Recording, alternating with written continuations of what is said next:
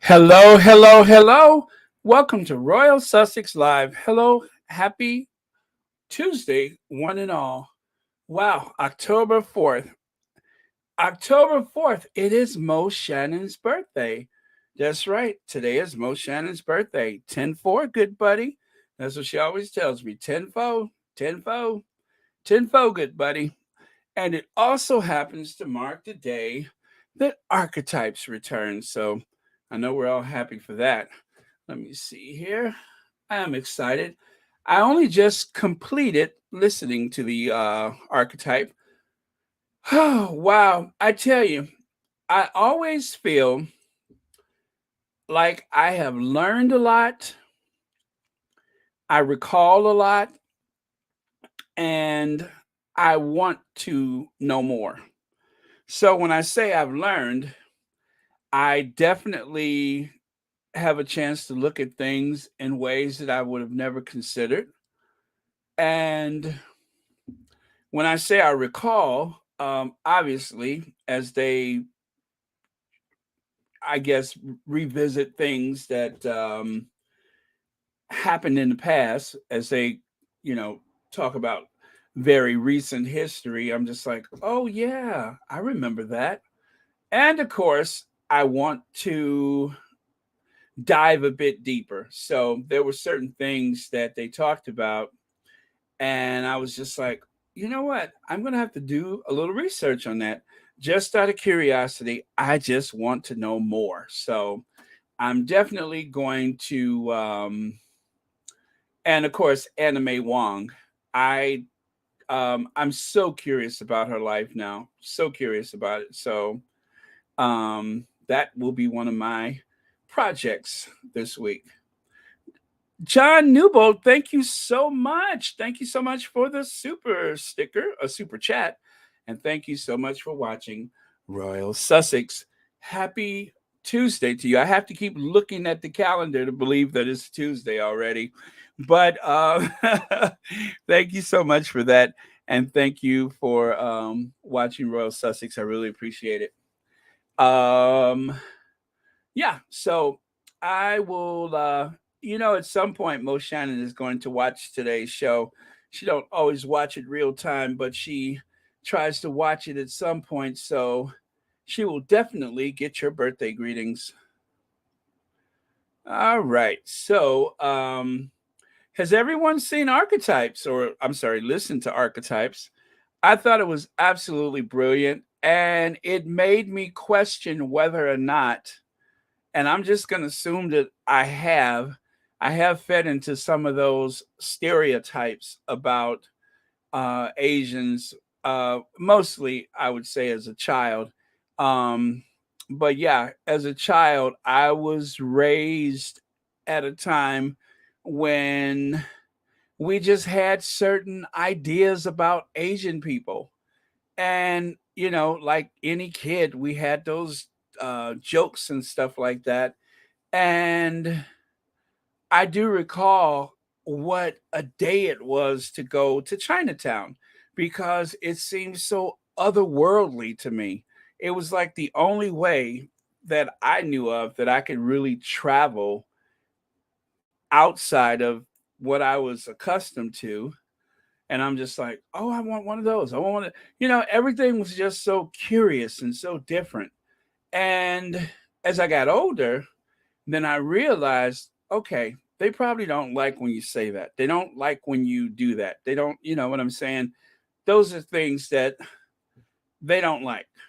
They want the same respect anybody else wants. So I felt as though I evolved over the years. I really will say that as I've learned more about people anywhere, I would like to say that I have evolved. And so what I loved about archetypes today is it it will I believe it just, oh man, I'm just so full right now from it, but I'm finding it difficult to say the words, but I felt so inspired, right? And and I'm not saying that I'm just gonna like run out and be this great activist or anything like that. Um, like I'm gonna just like go and try to find any Asian person I can and embrace them. That would get weird, wouldn't it? But I guess in some ways, I feel like now maybe people can understand, um, I guess, how all American that any given Asian person can be just like the next person. And that goes for anybody, that this idea of the all American that we see on television, it's not broad enough that it really embraces people who may look different. So yeah, I guess that's what I'm trying to say. But yeah, I was inspired by it. I'm just like, okay, okay, and I feel like I know more about Margaret Cho and Lisa Ling, who I've had so much respect for. But I have to tell you guys, growing up, I remember that there was an Asian woman who was on the local news for a long, long, long time. I'm going to say at least 30 years. And she was one of the highest paid, not just local television anchors, but just one of the highest paid anchors, period. And people had a profound trust for her. They admired her. And I didn't think of her as a trailblazer as much as I just thought of her as this trusted person to deliver the news. And I guess that's a healthy thing in that I'm not going to pretend like, oh, I didn't know she was Asian or I didn't see race or anything like that. Obviously, I did. But the point is, the greater point is that it didn't matter. And I guess that's where the evolution comes from, is that at a very young age I realized it just didn't matter. I liked her. And yeah, of course, Sherry Ware, Connie Chung, or Restrepo. You're saying Connie Chung? No, actually, it wasn't Connie Chung. It wasn't Connie Chung. It was Linda Yu. Linda Yu. You can look her up if you like. I think her last name is spelled YU. But she was on the local news. And um, when I lived there at the time, she was just like, she was the Connie Chung on local television. She was the Connie Chung on local television. And I, like so many other people, had so much respect for her. I actually met her one time, and I remember I teased her, and I'm just like, "Oh my God, you're real!" And I'm just like touching her arm, and she's like touching me. She's like, "Well, you're real too." But I was starstruck because of how much I admired her, and everybody did, and it just it I could just never imagine anybody disrespecting her or making these gross assumptions about her because of um how powerful her voice was in delivering the news. And she was a bit of a hero. I mean, she's still alive, by the way, and she retired after so many years, but she was such a hero because I believe at some point she had actually went back to China to bring her mother, or was it her parents, over.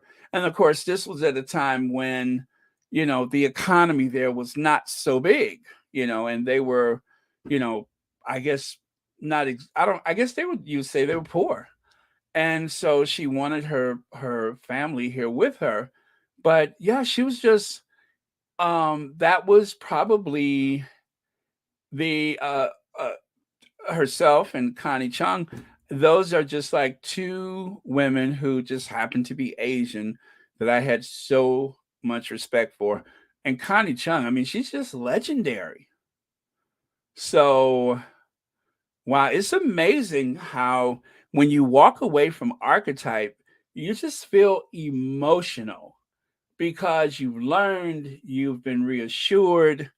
Um, it's like a full circle, every time I watch it because um, I guess the only thing I can compare it to, even though it's totally different, but I was there was a time when I was addicted to 60 Minutes, not Australian 60 Minutes. That's awful. No offense to people from Australia, but it's awful. The American 60 Minutes was must see TV because even if I wasn't interested in the topic, I always felt like I learned something. You understand what I'm saying? I always felt like I learned something. Even if I wasn't interested in that topic, by the time it was over, I felt like a more well rounded, better educated person. And that is the vibe that I'm getting from Archetypes is that I feel so um just full. I feel very full from it. It takes me like on these emotional trips through things that I'm curious about, people I don't know. It covers a lot in a short period of time, which is amazing. Let's see. Leg says Michelle Kwan was an inspiration in everyone's lives. Michelle Kwan. Michelle was she okay. Let me show my ignorance. Was she in LA, Michelle Kwan? I don't exactly know who that is. And I'm going to look right now. Oh, ice skating figure. Ice skating figure. Oh, okay. You know what? I now now that I looked it up, I'm just like, okay, the ice skating. I'm so sorry. I didn't know who you were referring to because I don't usually keep up with those sports. But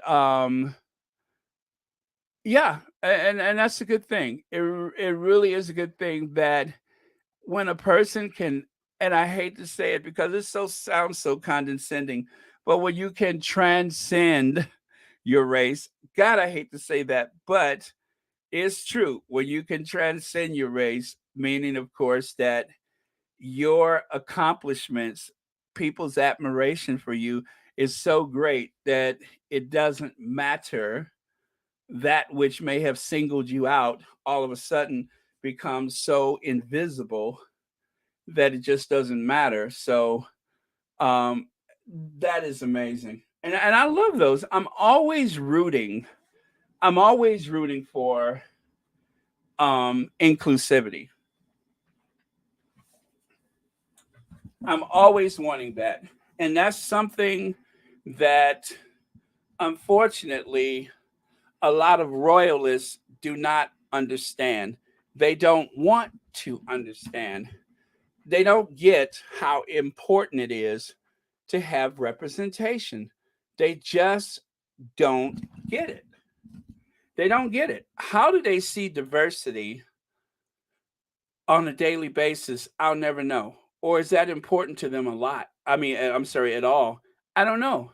I don't know. I don't know where they get their diversity from. But um as per usual, I'm going to have to go back and listen again because I just feel like I want to know more. uh okay, you remember Connie Chung?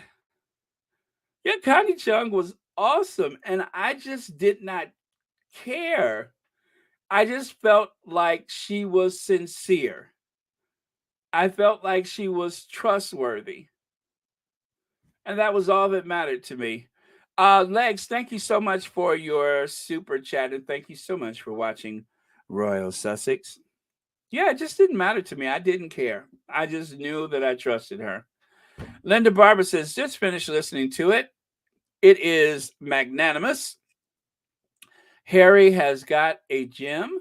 How would one be this talented and be hidden within the harassment of handouts from taxpayers? What a clear, distinct voice Meghan has. Lydia Barber, you that was phenomenal. Thank you for the way you put that. I think you just said what everyone else is thinking. So thank you so much for that. Audio Test Nurse wants to Say hello to a few people, which is good. Archetypes says, "Evening, squad family and moderators." Well, thank you so much for saying hello, Audrey Teschner. Thank you so much for being here. Greatly appreciate it. I'm so, oh man, I'm going to have to go back and listen again because I don't know, something happened there and I'm not sure what it is. So I got to do it again. Joan Garcia says Baron Archetypes is brilliant and eye-opening. Meghan helps people of color realize negative stereotypes and archetypes are pushed by white people. I believe that too. I believe that. And but Joan Garcia, I have to say the young people, white or whatever, I think the young people are so, and people, I would say like this, all of that stuff about safe space and taking back my power and stuff like that. I get it. I get it with the young people, and that it seems almost as though it's like a big stereotype for the young people. They always want their safe space, but they are so careful in the way they treat one another, and they are more likely to extend that respect.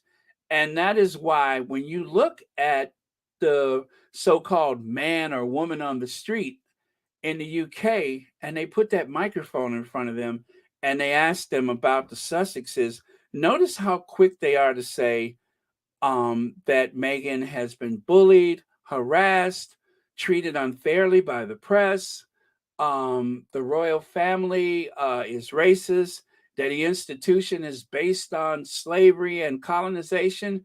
So I would say for a lot of older people, Joan Garcia, that is very true. A lot of older white people just won't ever get it. But I have to say, the young people, I'm always impressed, more so every day, by how much they get, how people of color, how people have been othered for centuries. They get it, and they want to combat it, fight against it, or create a counter narrative that will help the struggle rather than cause more harm. So, yeah, but that is the origins of it. It is from people who have a fear of others. And, especially in the United States and the UK, where white people have been the dominant part of society, they have been the majority, they have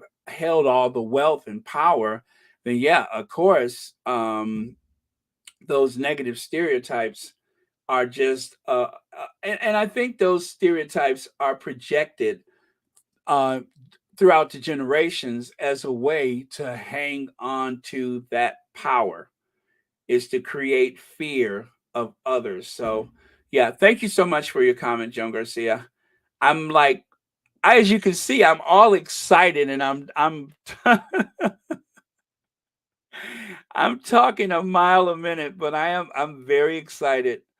This has really touched me. I mean, just think we had to wait a whole month, was it, just to get the next episode? Thank you, Almer Andrews. Thank you so much for the super sticker, and thank you for watching Royal Sussex. I gotta calm down. I'm getting way too excited. Audrey Teschner, thank you for the super sticker. Greatly appreciated, and thank you so much for being here. And by the way, thank you both for watching Royal Sussex. Okay, so kids and there we go. Kids Indoor says the Unroyals, I hate to say, see others beside their own nationality beneath them. Everything is black and white. Don't see color. This new generation will not have to dictate them how to see things. I'm just, you guys remember when the guy yelled or heckled Andrew? One of the things that you guys probably missed is that when the police took this kid and handcuffed him, he was sitting on some kind of, I don't know what he was sitting on, and he had his hands cuffed behind his back. And as they questioned him, he was like, he's a monster. He shouldn't be, I think he said they shouldn't be allowed to abuse people or something like that. But it was just incredible the way he held on to his conviction. He saw Andrew, he had the opportunity to call him out, and it didn't matter where it took place. He had access and he used it. So the four things I know he said for sure is you're a sick old man, disgusting, he's a monster, and they should not be allowed to do this. So um, it was a very simple message, very simple, and God bless him for having the courage to do that. I don't know if I would have done it. I probably would not have. I probably would have just been like, "Oh God, there he is." The old side eye. This kid just risked everything to do what he could to right a wrong. Amazing. Okay, thank you, Kids Indoor, for that. As you can see, I'm in a very philosophical mood. Angela R., thank you so much for the super sticker, and thank you for watching Royal Sussex and for being a member of Royal Sussex. Greatly appreciate it. Sherry Ware wants to say hello to a few folks. Okay. Looks like I'm all caught up with the all right, so let me go to the next photo then. There is Archetypes is back. Archetypes is back. And boy, did it come back with a bang. And it is up to us to watch it again and again and to share it. And don't forget to use your cell phone to rate it. Make sure you rate Archetypes because that also helps. Joyce Bowles says, I'm sure the UK press will jump on when Meghan and her mother went to the spa, but that part of the podcast is her experience, but not the whole of the podcast. Oh yeah. You know what? I almost forgot about the spa. Thank you so much. Leg says, Baron, did you see the redhead woman being taken away by the Met Police? And eloquently stated her position. Oh, the one they were carrying. Yes, I did see that. Yeah, they were like carrying her, and she was just like given this complete what do you call it, rebuke, if you will. She was given this complete rebuke as they carried her away. It's incredible. It's incredible. Thank goodness for social media. Social media can be a monster sometimes, but then other times it's just all we have. It's all we have to ensure that the mass media and their brainwashing and selective memory and such does not overwhelm us, because otherwise, as they say, if Princess Diana would have had social media, things would have turned out very differently.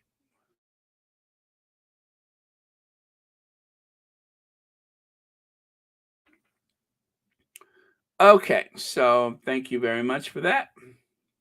Baron, the young man was right on all 4 points. It's his age that will speak out against the media's treatment of Meghan. Amen to that. Amen. And there's that photo from yesterday. I tweaked it just a little bit. I gave it a better background, I think. I used something that kind of pulled in several of the tones of that photo that was created by, oh boy, I don't have the reference, not the reference, but one of the content creators on social media made this one, and on Twitter, as a matter of fact, and I want to give her her dues for this. So let me see if I can find the one from yesterday, and you can see how I kind of changed it a bit to make it. Well, I just gave it a background to enhance it. Otherwise, it was just that center photo. But I think it's just absolutely beautiful, and what a great idea to create that, or to find or create that threshold that is such an amazing enhancement from what the original photo was. So hats off for that one. Okay, let me see if I can find the one from yesterday. Huh. Did you guys like the revelation about? Oh, there it is. Here it is. So that was the background. Maya, uh, go, go, whatever that says. Go Yingen. What? Go Yingen. That is who created that image using the silhouette of Meghan. And then this is how I kind of enhanced it today using a different background. So there you go.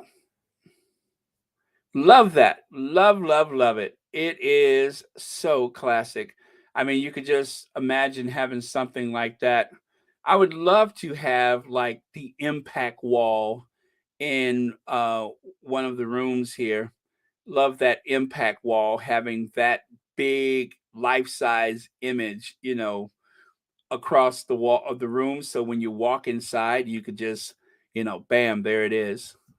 But yeah, one of my favorite things is to take one of those threshold pictures like that. If you guys remember those photos I shared from Cardiff Castle, just about any place I ever go, I always have a photo where you're looking at the threshold through that very tunnel like opening out to the greater outdoors. That is like one of my favorite kind of photos to take.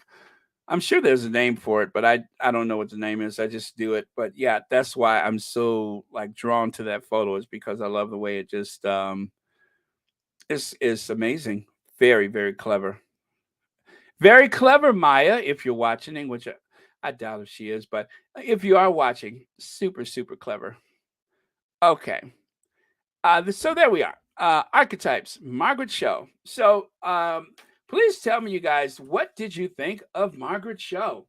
Um, So she's Korean, right? And she grew up in California. And yes, California does have a very large Korean community.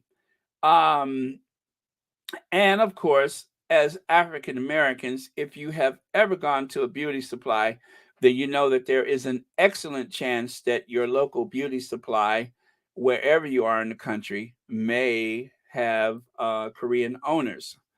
And of course, some of us may know the Korean community from the Korean barbecue or the Korean restaurants. Spam always, let me turn this ringer off. The spam always knows when to find me. But yeah, so that may be how you have known about um, Koreans, and of course through television, and of course through history. So, the only Korean I know is kamsamida. Every time I go to the Korean shops or restaurants, I say that, and they're just like, "Oh, kamsamida. Yes, thank you, kamsamida." So, but it's a good thing to do. It's a good thing to do when you go to other countries or if you visit even your local restaurant, if you can say two or three words in another language, you will have worked wonders in connecting with other people. So it's always good manners to do that. It doesn't have to be a conversation. Just a few words is showing more respect than you could imagine. So when I said Kamsamita, the guy said, "Thank you, my brother," and we were. I'm just kidding. He didn't say that. Thanks, bruh. I'm just kidding. That did not happen. He didn't say that. But oh, really? 7%. Very cool. Very cool. The spam. I haven't been getting as much of it, but yet they find me at least one a day sometimes. But there's been times where it was like three and four a day. Okay, so Margaret Shaw was wonderful. Loved her commentary about her life growing up as an Asian American. Joyce Voss, I could listen to her all day. I think she's just incredible. I really do. I think she's incredible. She's just, she inspires. I can't watch Spotify, have too much on my mind. Let me see. I can't delete. Never. I'm really relaxed here with Baron and the Mod Squad and the squaddies around the world. Just glad and proud. Oh, RJ Teschner. Thank you, thank you. And you know, some days when I go into that third hour, I obviously I feel the same because I have been like an hour and 30 minutes trying to get off of this program, but by the time and so that's why I do the big thing about okay, that's it for Royal Sussex today. I don't know if that's it, but I want to at least give people who need to do other things a reason to get off at a certain time, and then if you stay, you stay. And that's how I've been doing things, and it works out. So I'm glad to I'm really very appreciative of people who stay for the after show, if you will. That is always fun because you guys that don't stay, sometimes you miss a lot, but not so much that I'm saying that you should have been here. But I tell you, a few people who have stayed will tell you that you never know what's going to come up, especially if Church Nelly is in the room. Oh man. Excuse me. Especially if Church Nelly is in the room. You never know what's gonna come out. So all right, let me see. Some of those hair stores and owners seem to have negative feelings toward their African American customers. I would like to touch on that. Uh Lydia, if you mean the fact that as soon as you like walk through the door, you feel like if you stop somebody or bump into you, I understand what you're saying. That does happen. And there is a lot, and I do mean a lot. I'm just going to say it. There's a lot of racism when it comes to those beauty supply stores. A lot. And it is like almost as though it is a certain stance that is taken with African Americans when they walk through the door. And I'm just going to say it too that that's mostly the customer base, which is what makes it so awful. Now, I've been to a few stores where I did not feel that experience, but I've also been to stores where I felt as though I was being treated horrendously. And quite often, I just turn around and walk out. Honestly, I do. I will, I don't make a scene. I vote with my feet. Now, and then there's another issue that I'm going to attach to that one. There is a few African American entrepreneurs, mostly women, who have attempted to open up their own beauty supply stores, and there seems to be a monopoly where even if you literally have to travel, you have to travel to not just to Korea but to Asia. You have to travel to try to buy at wholesale the products that is to fill your store. It's almost impossible for you to get the price that makes it profitable for your retail store. So there is a bit of a monopoly there. So it is an example, and you know what? Let's have the conversation. It is an example where there is a great deal of wealth from the black community that goes to the Middle East, that goes to Asia, um, and maybe a few other places that I'm not thinking of right now, where we have those stores in our community, and the black-owned businesses are almost non-existent. So that is an issue, and I wish and I don't know. Don't have the answers for it, but I do see it. I'm just going to say I do see it. So that is something that I believe most people, especially if you live in a city, that is something that we've all encountered was the beauty supply store. Our local beauty supply store can be a very condescending, somewhat aggressive place to visit, and yet it is likely the only place where you can find certain products. So yeah, that is an issue, and um, it's just like the liquor stores or even one of those famous donut shops. Um, we have been othered in our own communities. We have been othered not outside of our community, but in our community. Oh yeah, that's a great point, Joan Garcia. That's another one. That's a great point. You're right about that. I've heard stories. I've actually never been to um, a nail salon myself, but I've heard the stories. I've seen like the videos and such. And let's just say this: by and large, most of those exchanges in particular shops are uneventful. But there are times when you know as a person, hey, I'm like a cheap date. I'm easy. I'm going to go in and I'm going to buy what I want. And yet I'm still being treated in this very aggressive manner with the assumption that I'm going to be trouble, and you don't just have to go to shops like that. You can also do that at your local department store, or you can get treated like that at Walmart.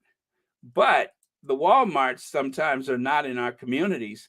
The department store is not on the corner. So that's the big difference is it's one thing when you've been othered and treated less than or even disrespected when you go outside your community, which of course is unacceptable. But it's also problematic when you're in your community, in a place where you've grown up, and you've got someone from outside of the community slighting you and treating you rudely and treating you as though you're a suspect, even though you just merely walk through the door. Or perhaps they think you look like someone, or you look like trouble, or you're not making the proper eye contact. And so to counter that, I try to be as, how do I put it, as polite as possible. I say hi when I enter the shop. And sometimes that is still not enough to garner a certain amount of respect that I deserve. But like I said, it is definitely a problem. And thank you for addressing that, Lydia, because it truly is a thing. And I still remember after the LA riots when the shop owner shot the young girl in her back as she was running out of the store. Now they had some type of exchange, and so I don't know. I think they have it on camera, right? It was a recording, and this girl smacked the shop owner, and then as she turned to run out the store, the shop owner reached under the counter and grabbed her gun and shot this child in the back. So if I recall, that was a huge story. That was a huge story. So, yeah, there's that. So, while we are going through these revelations about how Asian people have been treated, there is also a counter narrative where how we have been treated and othered in our own communities. Just something to think about. Okay. Let me see. Where are we? So there is another image of Mark. Oh gosh, that's a lot of tattoos. And then Lisa Ling.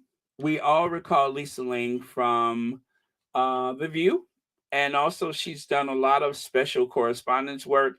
She's also been a special correspondent for Oprah Winfrey, if I recall. She did some work with Oprah, kind of like going out in the field to do certain stories and such.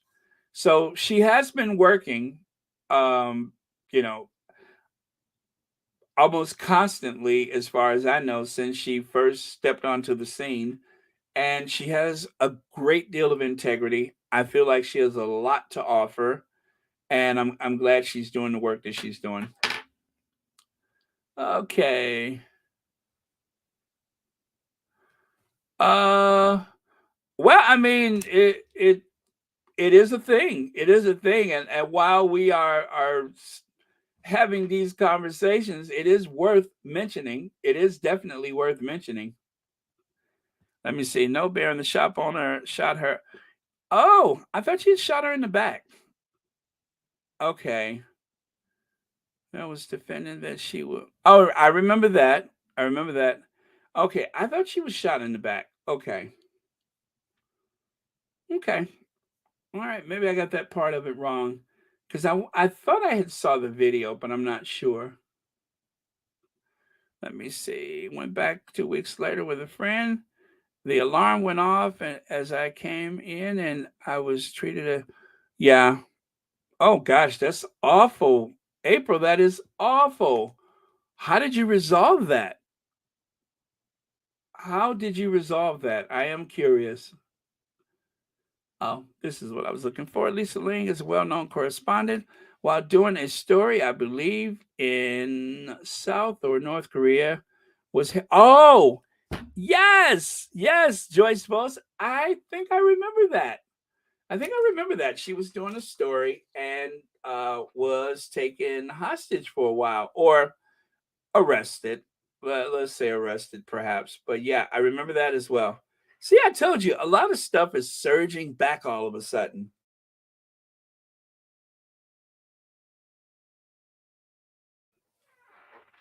But let it suffice to say, respect is a two-way street. It is.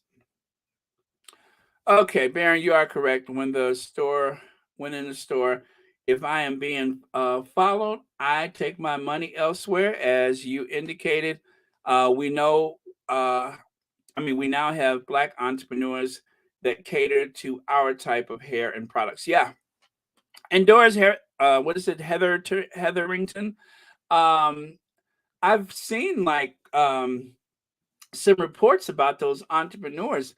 They really want to bring business to the Black community. And unfortunately, they have to go the extra mile just to find the most basic products at a fair price. And that's the only way they can pass those savings on to the customer.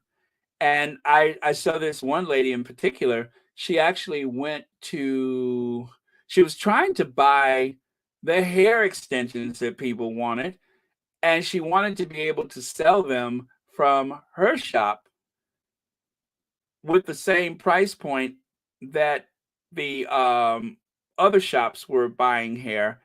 And so she actually went to, I think she went to India or Asia. She went to either one to try to source the hair herself.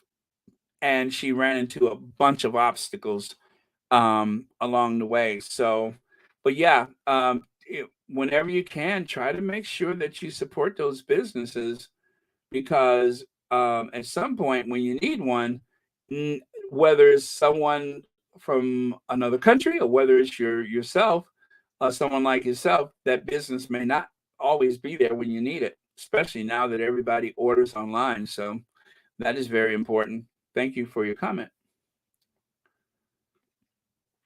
May Wong. This is a story I am interested in. As you know, I love the underdog. I love the David and Goliath story. And I saw a bit of her story on that television. Was it a mini series, Hollywood? I saw her story there, and that was actually the first time I had ever heard of her. So I am looking forward to learning more about her. Let me see. My biggest concern is when the brown people uh, Chinese people were calling out in words, despite the fact that the brown people were very understanding and kind to them. May God help us all. Um, Delphine, thank you so much for your comment. Well, and during the pandemic, we were able to see exactly how racist people in this society could be. I mean, there were just random attacks on Asian people, and it was it's almost as though it was so, like, just beneath the surface. All it took was just one little incident, or well, it was pretty big. I mean, it was a global pandemic, but all it took was that for people to really show their racism toward Asian people.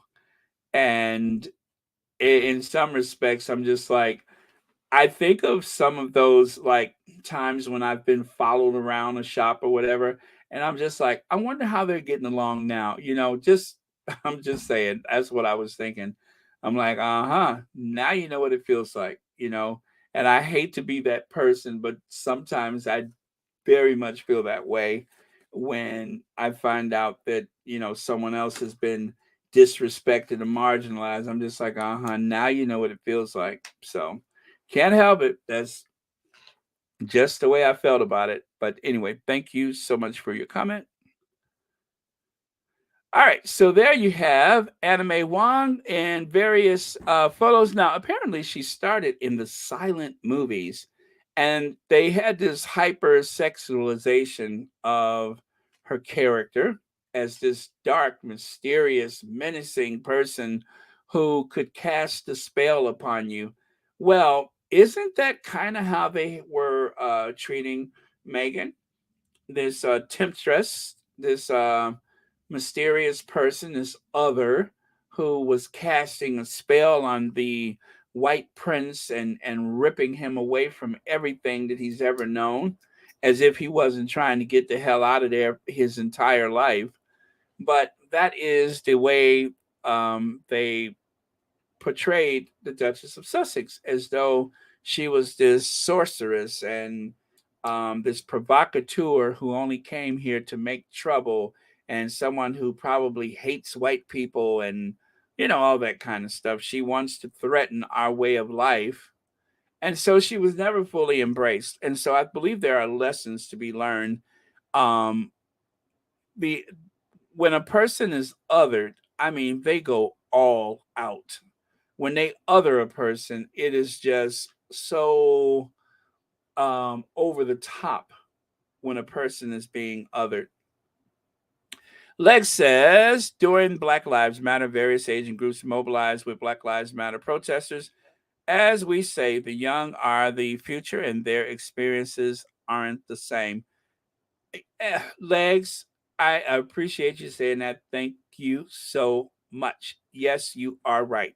And if you look at music, if you look at who's consuming hip hop, if you look at who goes to gospel concerts when they're traveling and such, I mean that's like big business. When people come from Asia, they want to have that full gospel feeling. What is it about that music that is so appealing that they want to be a part of that experience? And so you have some Asian people when they travel, they find themselves in a gospel church that is catering to the foreign travelers. So yeah, there's so many ways that. Well, you know what? Why don't I just give you guys an example that I just happen to have handy? How about that? I just shared this not long ago, and I think you guys know exactly what I'm looking for. But a prime example of what we're speaking of right now. Um, Let me see. Is this the one? Let me see if this is it. I stopped. Okay. Yes, that's the one. Let me cue it up in the right place. And very short video, you guys. Okay. makes me feel so like violently American. Anything else, I'm just like, yeah, this country is a hellscape. But like, let me read a nasty tabloid about her or a mean spirited Facebook comment about her, and all of a sudden I'm just like, fucking saddle up my bald eagle. We ride at dawn, and I don't care who needs to go down. We go and take down everyone we need to until we make her the next queen of the United Kingdom. All the meanwhile playing Born in the USA while I do it the whole goddamn time. So yeah, reached out to her and said, "Come, you know." that Legs, I kind of think that's what you were talking about. So yeah, that's the ticket right there. That is where we're going with this. Is there is this young, very progressive voice, no matter what they say, that just doesn't have the same sensibilities about these things. The older generations, they are very much set in their ways, but the younger generations, they can go and visit with each other. And it's not like when we were kids where it was like this big deal that this person was another race or something like that. It's just not even talked about. And I think it was Chris Matthews on MSNBC who said that his kids would have invited their friends over to the house, and then he looks up and there's this black kid coming through the house, and he's like having his typical older white person reaction, but the kids didn't even think it was important to say one way or the other. It's just so and so is here, and that was that. God, if we ever could get to that point, right? Anyway, Legs, thank you so much. Always the best questions and interesting points. I appreciate that. Thank you. All right. We have a super sticker from Khalil Similan. Thank you so much for the super sticker. And thank you so much for watching Royal Sussex. And happy Tuesday to you. And moreover, thank you for being a member of Royal Sussex. That is very thoughtful of you. Well, you guys, I'm glad. And again, Lydia, thank you so much for bringing that up, because it's it would be pointless for us to have a conversation and not express certain things, especially that particular topic today, because whereas a lot of us are, suddenly finding ourselves being more considerate and more thoughtful of what is happening with Asian Americans, we also have to be consider what experiences we've had, good and bad. So thank you again for that, because it is important. And it's like one of those things that we couldn't possibly ever settle in 100 conversations. But, if you got it on your mind, better to let it out than to keep it in. And this is something that I'm sure a lot of people were thinking about when they were watching the Archetypes. Is okay, that happened in LA. Yes, during the riots, they were on their roof shooting. I remember that clearly. I can still see on the evening news this gunfire being exchanged between the shop owners and the I guess the opportunists, looters that were running around the city at that time. And and it was like a big joke. I remember when that was happening, we would tell each other, "Yeah, I saw you on TV. I saw you running across the street with that what was it, the big screen? Remember the big screen TVs? I saw you running across the street with the big screen TVs." And that was like the little running joke that we had amongst my friends was, "Yeah, don't let me see you on television." But in real life, people were being killed over stuff like that. So, and then of course, innocent people were caught up in the crossfire. So, it is definitely part of the story. It is, and it was mentioned in Archetypes, and so that is clearly another layer that was not part of the conversation, but definitely important to mention. Lorna Williams says, Barron, that's because the population is becoming more racially and socially diverse. I was the only person of color in my high school, but now there are kids of different backgrounds. Thank you, Lorna Williams, for your comment. And yes, you're absolutely right about that. We are a melting pot. Vicenta Bradford says, Good morning, Barron. Thank you for all you do. Asian American, Canadian, and around the world need to look inside themselves. At 73 years old, I have witnessed a lot of racism toward the black community. Yes, yes, that, and again, one of the biggest exports that has ever come out of, let's say, the East India Company or the whatever company. I mean, it's amazing how they privatize racism, but some of the biggest exports that has come out of colonizing, or yeah, colonizing, um, colonization. That's the word I'm looking for. Is racism, othering people, racism, and I think it was so easy. One of the reasons why racism was so easy to perpetuate amongst, let's say, the overseers, the slave masters, who themselves probably had very, very little education. And that's why it was so easy. That is why you can have someone who, let's say, you're working on a slave ship and you are a merchant marine. You just happen to be a white kid that was going to I guess, whatever school to become a merchant marine. That's the only education you have, is putting up a sail, and then suddenly you find yourself in a distant land with people that you have been told are devils or uncivilized or animals, and this is how you treat them. And so, that's what made it so easy, is because they weren't going to Harvard to find people to work on a slave ship. They weren't going to Oxford or Yale or anything like that. They were taking some of the people who themselves were oppressed in society, who were being marginalized, and giving them the ultimate authority over an entire race of people.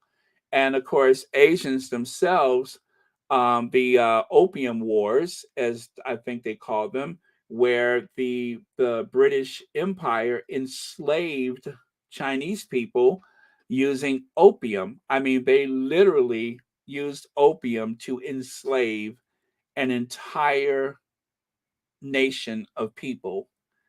And it's not just the transatlantic slave trade, which is why Britain is so wealthy.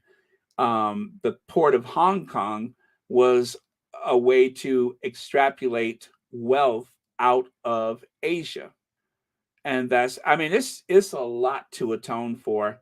And it's no wonder people try to shout you down if you say anything about the royal family, because there is so much to atone for, because the people who benefited the most from all of that was the royal family. And that's just a fact. And we're supposed to pretend like everything is okay, but it's not. It happened, and people suffered, and conveniently they just want us to forget that history. Not going to happen. Thank you, Placenta, for your comments. Let me go to the next slide here. Oh, okay. We'll talk about that. And let me wrap this part of it up and get the last of your comments, and then we'll talk about the photos. Barbara Lane, thank you so much for the super sticker, and thank you so much for being here on Royal Sussex. Happy Tuesday to you. And you're also a member. I appreciate that. I really, really appreciate that. Let me see. I am half Chinese, half European, half black. Just saying, Asian people need to check themselves. 45 years working in healthcare. I've seen it all. Yeah, absolutely. Absolutely. It is definitely a thing. and we've all, have had our various experiences over the years. I've worked with some of everybody from everywhere you could think of, but I have to tell you, when I was younger, and I, worked with people of various backgrounds, we just worked together. I could honestly say, if there were any hidden resentments or racism toward me from my coworkers, whether they were from Pakistan or whether they were from China or wherever they were from, I was clueless about it. And so I'm wondering, do they get old and change, or does something happen when they get older that I have not noticed, or is it the first generation that comes here, or is it a second generation thing? I don't know. That's the big thing, is it something that is hidden, or is it something that like, for instance, I got to tell you this. I worked with someone who was from India, India. And he told me, he said his grandmother said when he was leaving to come to the US, she said, stay away from Black people. And he said, since I've been here, I realized how wrong she was. And he said, I consider you my brother. I was just blown away by that. And this was like when I had a death in the family, and all of my coworkers had rallied support to me. And at the time, my car had gone out and I had trouble getting to work. And he's like, if you can just get to that spot, I'll pick you up on the way to work every day. And that was that. And so yeah, and we were best of friends. And this is someone who was instructed while packing to come to the US by his grandmother, who thought she was telling him the best thing. But we were all in our 20s, and we never sat according to race. It was age groups, right? It was age groups. It wasn't like a clique based on race. I sat with everybody. Everybody sat wherever. I don't remember there ever being someone who did not feel as though they were welcome to sit with that person. There was no white person that I worked with that ever went to go and sit in the corner by themselves because they were the only white person in the cafeteria. That just didn't happen. So I'm so amazed. I'm just like, were we just lucky, or is that just the way it is? You know?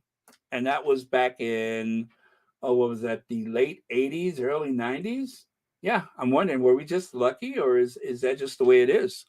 So that has been my experience. I've known some of everyone, and I just don't recall that in the workplace, but in the shops, yes. In supermarkets, yes. Those kind of places, yes. But in under those circumstances, no. Barbara Lane, I think I said thank you. If not, thank you again for watching Royal Sussex. I'm going back and forth and I'm confusing myself right now.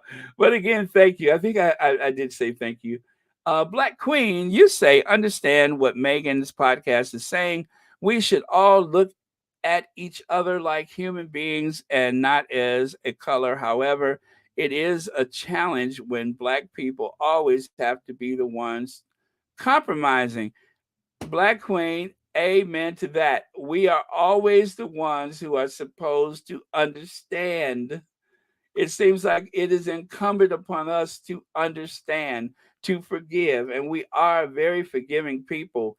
And maybe that is why some older white people are so paranoid, because those people who watched lynchings as a child, who participated in lynchings as adults, those are the same people that you may have worked next to if you are a certain age.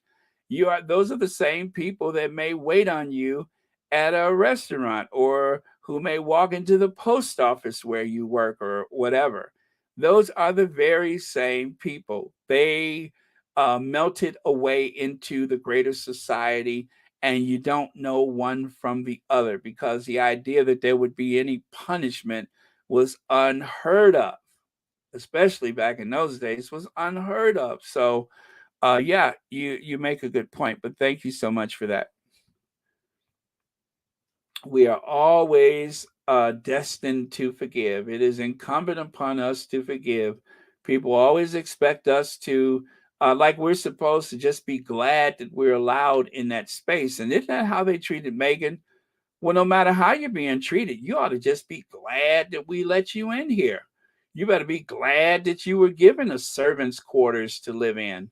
You know, we could have gave those that servant quarter housing to anybody. We could have put you in some little flat over in Brixton, but we gave you one of our servant quarters. So you better be glad we put you over there. We even let your mama come and visit you. We even lied and told. Let me stop because I'm gonna get carried away with that one. But yeah, she was supposed to be so grateful for all, and that is one of the things that is a reason for so much hate, because a lot of the older people in Britain, black and white. And that's the thing that gets me. There's a lot of black people who feel like, well, you have been given this, you have been given that, so you should have known better. And oh, that just makes me so angry. That makes me so angry. It's not, that's the thing. It's not just the white people that feel that way in Britain. You can find the odd black person here and there, older usually, that feels like, well, you did get like you won, like she won something, you know. Just shut up and take it. Isn't that, I mean, it's just, that is the height of ignorance. But it's true. There's a lot of people who feel like, well, you look a certain way. You're married to a prince. What else do you want? All you got to do is just shut up and take it. Which means one thing. They just don't, they don't know her, right? How they say it, y'all don't know her. You don't know her. You don't know her. If you knew anything about her, you would know that that would never, ever be something that she could do. Uh, Again, I is one thing when you don't know better, but a person who has educated themselves, a person who has learned about the world, is not as, that's why they try to withhold education from people. They're not as likely to be subjugated if they know better. It's one thing if you don't, but when you do, it's almost impossible to take over somebody's mind like that. And that's the whole idea, is that they were trying to suppress her and dumb her down enough where she'd be okay with it. Now, I don't know where you would find an adult woman who's been to college that you can dumb down enough where they would just walk around like a robot. Oh, yes, I do. I'm sorry. What was I thinking? What was I thinking? I should have caught myself before I said that, but that is a good question. Where could you find a grown adult woman who is supposedly working with all pistons firing, someone who has been college educated, someone who has grown up in a moderately, comfortable lifestyle? Where could you find someone that you can dumb down, that you can strip them of their dignity, that you can take away all their pride and self-respect? Where would you find a person like that? I'm gonna have to get back to you because I'm a bit clouded right now, and I just can't think of anybody who would become a jointed doll in which you hang cloth and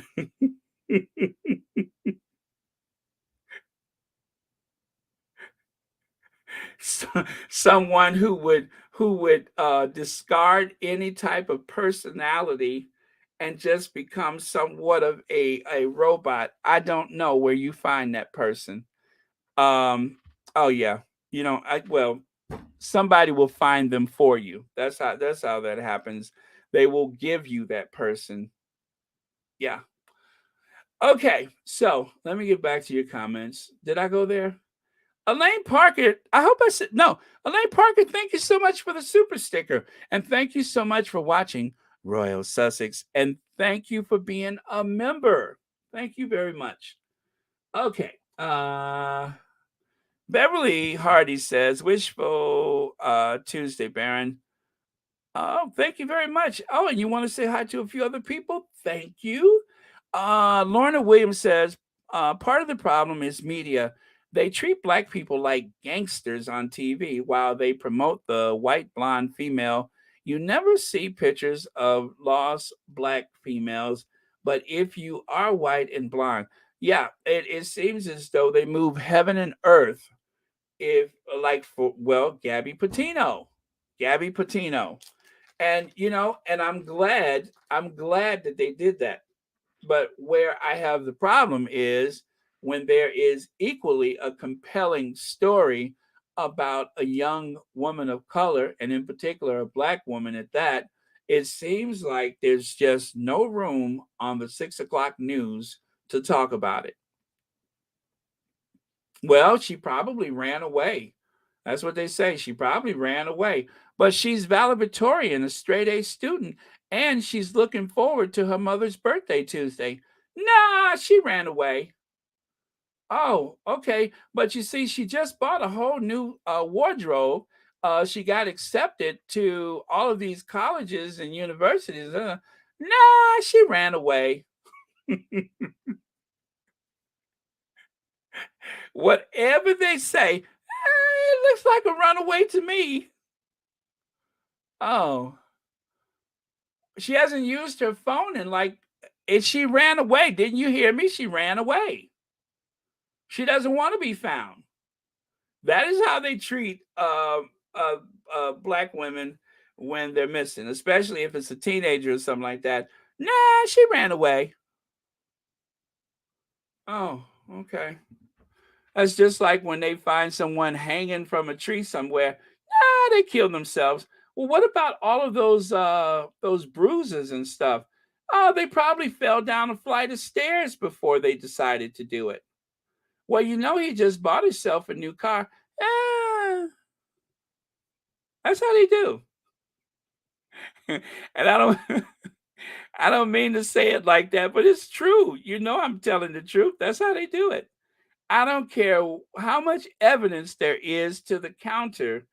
Whatever they said, they run away. They killed themselves. What about that gash over the eye? They probably tripped and fell into the shower door before they did that. Oh, okay. All right. You're the expert. Let's see here. Joanne Baker, thank you so much. Let me see. Loving the podcast. Joanne Baker, thank you. I appreciate that. And thank you for the super chat. And thank you so much for watching Royal Sussex. And Joanne, listen, if I ever come up missing, all right, it was involuntary. Please make sure you tell them it was involuntary. I mean, I still got Netflix and Prime. There's no way. All right. So make sure you tell them it was involuntary. Tell them that somebody snatched me. If I got $35 in the bank, trust me, there's foul play at hand. All right. Thank you so much for your comment. I appreciate it. Let me see, Mary H. Exactly, Baron. Funny, but so true. Yeah, yeah. I mean, I'm always amazed. I think that sometimes when they investigate things, they get so fixated on the idea of it, or it's like this need to close the case, or basically stereotyping a person to the degree that it just had to be that. Just like if it's a black person, they have to be on drugs. This must be drugs involved. A broken home and drugs. Always. Man, you guys, Archetypes is bringing out a conversation today. And you know what? That's exactly what it was meant to do. So no regrets. I'm glad for the opportunity. But it is time to get to the photos because the photos seem to be breaking the internet. And with that, we have to have a break beat.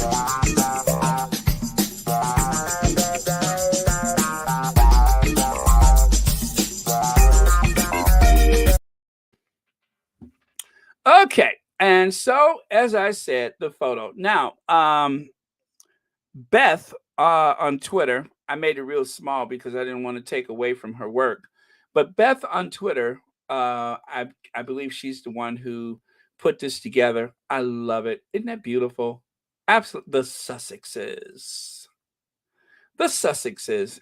Now, you guys, I was hesitant to say it, but since I was not the only one that managed to do it, the photo on the right, Misan Harriman posted the two photos, but then he went back and took the other one away. The one on the right is not one that he wanted to share, I guess. And so he tried to take it back, but by then there was so many squatties that were following him, it was too late. So most people in the media don't have that photo. It's mostly us here in the squad that have it, which, maybe he just thought one black and white, one color photo. It's not like he was trying to hide or conceal anything, but just by chance, he uploaded the two. And then I guess he had second thoughts and he took that one away. So when you heard me saying yesterday, maybe, well, that's what I was speaking about, is that they were supposed to just be the one black and white and one color photo. But, since the cat is out the bag, I mean, it is out there in the public domain. So I know I grabbed it immediately. I mean, literally, when I was prepping for the show yesterday, all of a sudden I was like, Misan Harriman. Oh, you know what? I clicked on that by mistake. But there's a movie coming out about that. I can't wait to see it with Whoopi Goldberg. But yeah, so that is something that I just managed to grab, and so did a few of the other squatties. And so that is why you don't see that photo as often as the others. So I'm pretty sure a lot of people in the media just don't follow Misan Harriman, but the squatties do. Thank you, Cynthia Ashton, for that. The goal of all human is the pursuit of happiness. Some people use corrupt ways to accomplish it, while some work honestly to get it done. Beautiful, beautiful, beautiful. Thank you so much for saying that. Okay. Black Queen says, Baron, I hope you are paying for those.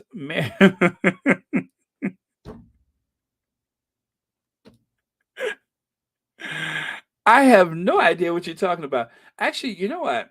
If it is what I think you're talking about, I have never actually experienced that. Because I always heard that you can get very hungry, and I'm like, I can't control my weight as it is, so it wouldn't make sense. But and then people were telling me now that you're older, it may have an adverse effect, and so I was just like, okay, well, I better not do that then. But it's like when I turned 30, every year I was like, okay, this is the year. I'm gonna try it. And the next thing you know, I was 35, and then I was 40, and I even have a friend that keeps saying, "I thought you said," and I'm like, uh. I lost my nerves. Okay, there was a certain time in the conversation on archetypes today. You can hear the pain in Megan's voice. Yeah. Yeah, Megan has so much that she hasn't said. And at some point, she will share those thoughts publicly. And I think it is going to be a sea of tears for everyone who's listening. But um, she's going to tell her story at some point, and it's going to shock people. And Meghan is not just all the things that she's known to be, but she writes beautifully, and we're going to hear a side of the story, and it is going to be quite profound, I guarantee. So it's coming. It's coming. Thank you so much for your comment. The Green Knicks. Kathy Gabby says, Baron, on the other note, just imagine that the UK economy is treading water, but the Sussexes are front and center of their headlines. Crazy, isn't it? Crazy. But that is exactly what happened this past week. As the economy diminished, there was more and more blood-soaked diamonds. Okay. The Duke and Duchess of Sussex, moments before attending opening ceremony of One Young World last month, Misan Harriman. What I love about the drop of these photos is that you can't say that they were trying to compete with the royals. It was a matter of being in a period of mourning. Because they were in a period of mourning, there was no logical time to release these photos. And so, after a period of mourning, they released their photos. I believe it has absolutely nothing to do with what the rest of that dreadful family is up to. Nothing whatsoever. It was a matter of a period of mourning. If not for that, I'm sure these photos would have been released 3 weeks ago. But because they were being respectful to the Queen, they didn't release them. And then yesterday they decided it was today. That's it. There's nothing nefarious about it, although the people that are haters are going to make something out of it. But the truth is, they released it when they felt like it, and that's it. Cookies and Cream says no matter how much Black people achieve or education they may have, some white people will always think they're superior. The Black race is the most disrespected race. Again, the biggest export, I believe, from the colonial era was racism. They imported human souls and exported hate. That's what they left behind. That was the byproduct, was hate. And that hate is something that has been taught generation after generation all over the world.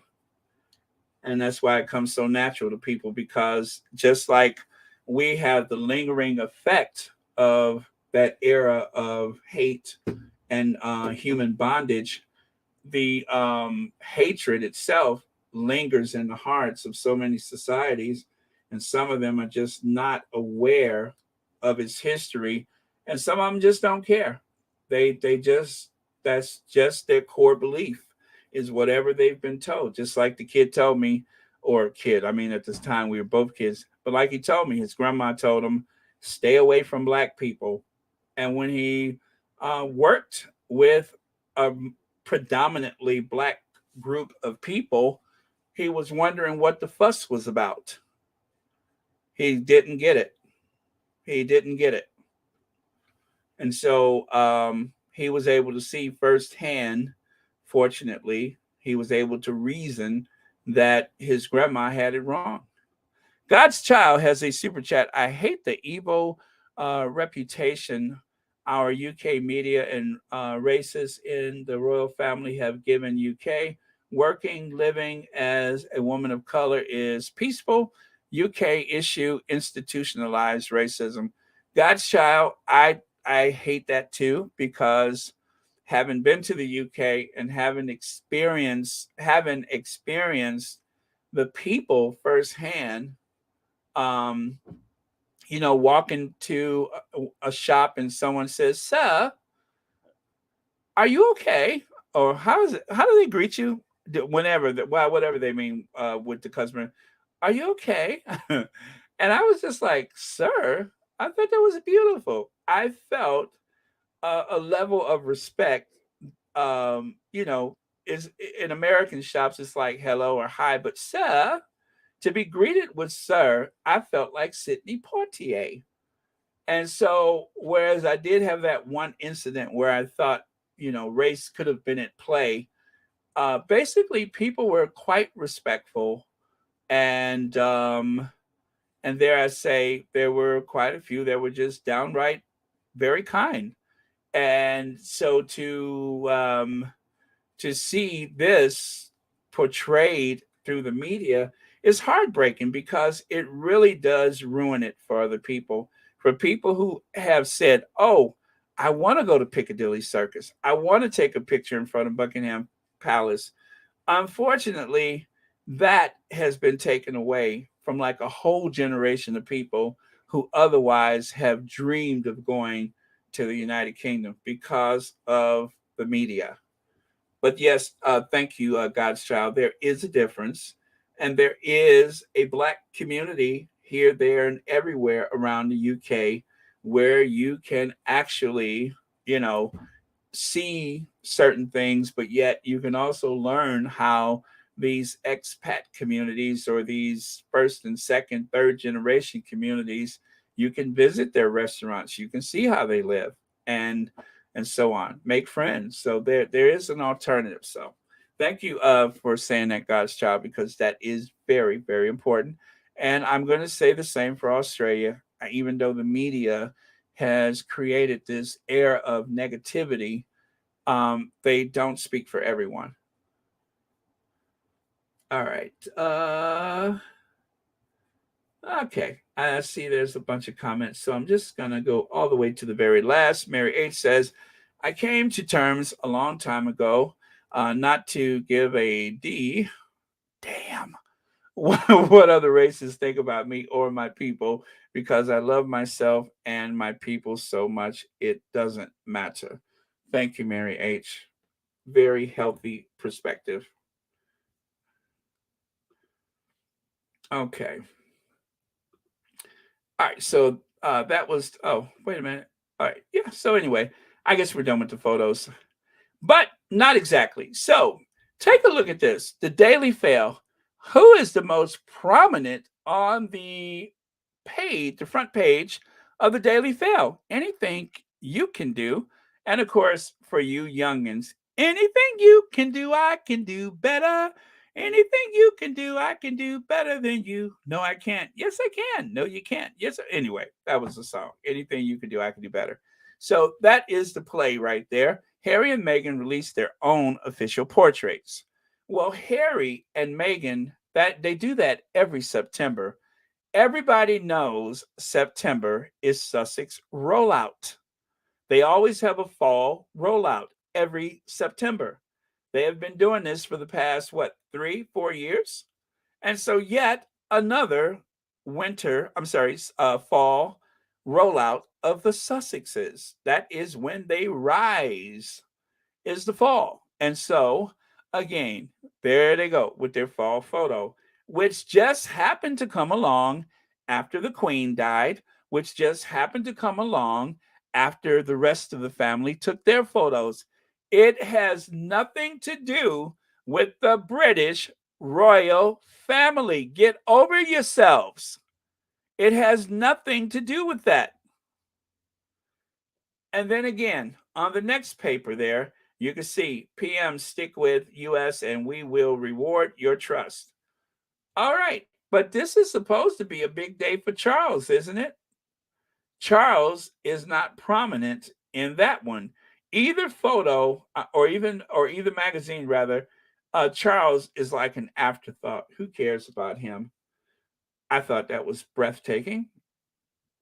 But if you ask me, that photo of them, they look like a band called the Morticians, don't they? If I looked at that photo, I would think that it was an aging group of performers from the 1980s that called their band the Morticians. Ladies and gentlemen, the Morticians. That's what they look like to me. They look like they run a funeral parlor. It looked like a group of morticians took a break from making all that money. And yeah, that's what they look like to me. They look like a group of morticians. They look like William plays the bass guitar. Duchess Doolittle plays the tambourine because she wouldn't take time to learn anything. And of course, you got I would say Camilla is like the backup singer, and then Charles is the lead that just kind of mumbles into the microphone, whatever mortician means, whatever music is. That's what I see there. Or if not the morticians, how about the undertakers? Ladies and gentlemen, the undertakers.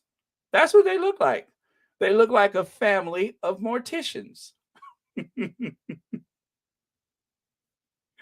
And as for the one on the left side, she looks like she's been using some of the makeup that they have down at the funeral parlor.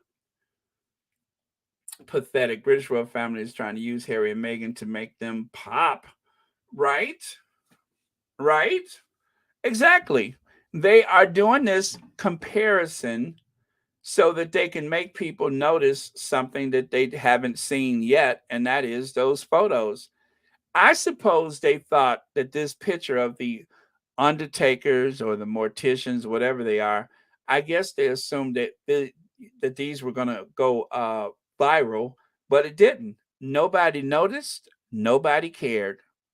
And they tried it. Oh, the first official release of the next generation and such as a. Nobody cared. Girl, bye. Nobody cares. Anyway, thank you, Legs, for your super chat, and thank you so much for watching Royal Sussex. Ladies and gentlemen, the Morticians.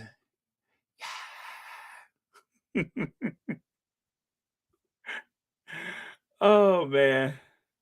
Fatima says, I tell you, Baron, it's just so many sick, nasty black women send disgusting stuff about Princess Meghan, save the world, blah, blah, blah. So much I don't know what to do.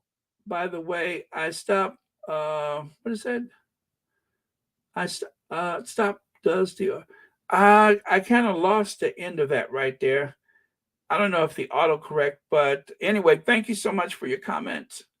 I'm sorry, but I lost the end of it right there. Okay, the picture that tells Harry and Meghan there's no way back. They ain't coming back. What is it about Montecito, a new life? Harry is making a fortune.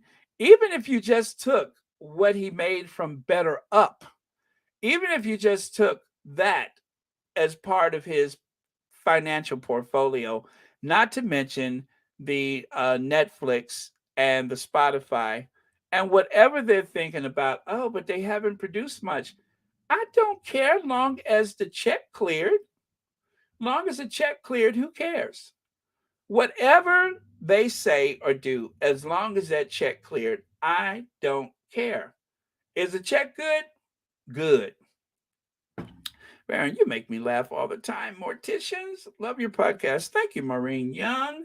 There is a super chat from God's Child. Thanks, Baron, Elaine Parker, and Church Nelly. Sorry, logged out of chat again, so can't comment. Love you guys, though. Hugs, hugs. God's Child, thank you. Thank you for at least reaching out. We appreciate that. But yeah, thank you. And thank you for watching Royal Sussex and being a member. Okay. Photoshopping gone bad. Egghead looks like what's that, zucchini? Where's Homilla's face craters? Where is Chucky's jowls?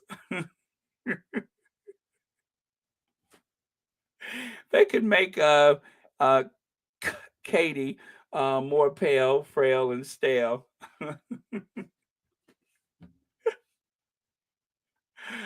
Oh, man.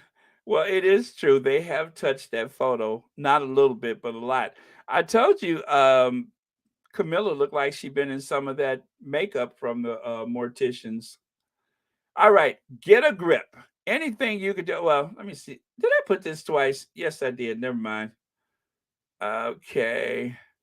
And anyway, oh yeah, this is what I was saying. Is that where I was going with that? Oh, I don't know.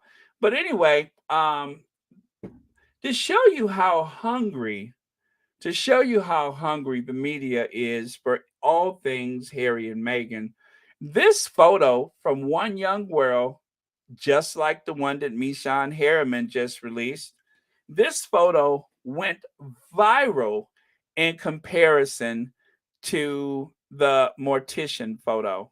It has gone viral. And then the one from Mishan Harriman, that took over the internet yesterday.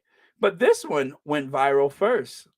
And all they did was release an old photo of them sitting at a banquet table, and that was big news. So you cannot tell me that Harry and Meghan are not the most influential royals in all of Europe or anywhere else in the world. You cannot tell me that, because this photo of them just sitting at a banquet table was big news. Harry and Meghan released a photo, and I'm just like, even me as a squatty, I'm just like, so why is that news? You know why?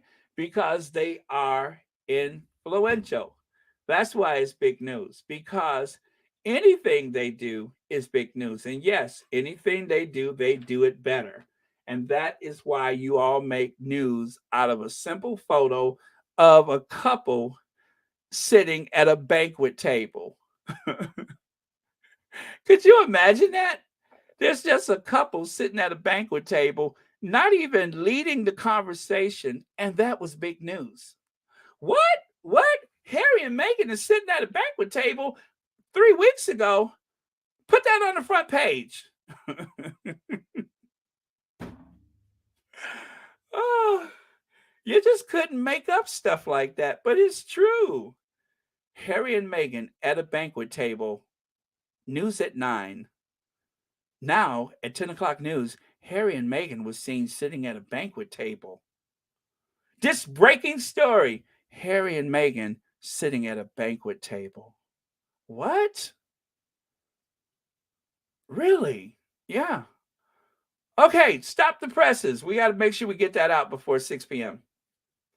That is what happened. And so is it any wonder when they release a proper photo, then all of a sudden they accuse them of trying to compete. Well, they're not competing. They are the face of the royal family. They just don't want to admit it. Josie A says, Kate be forcing her hand on Will and his his jazz. Wait a minute. And his, okay, I get it. Is keeping his hands to himself. He does lean away from her. He does. He usually leans away from her. And it is startling. It is startling sometimes the way he just kind of lays back in the cut and looks at her like, I can't stand you. And these are just a couple of random photos that I usually keep close hand. But even here, he looks past his wife so that he can check out Meghan. Oh, that is frightful. That is frightful. But yeah, anybody else would do, long as he doesn't have to pay attention to her. I'm pretty sure sometimes he's been eyeing Camilla like, that Camilla action, it beats being with her. Oh, man.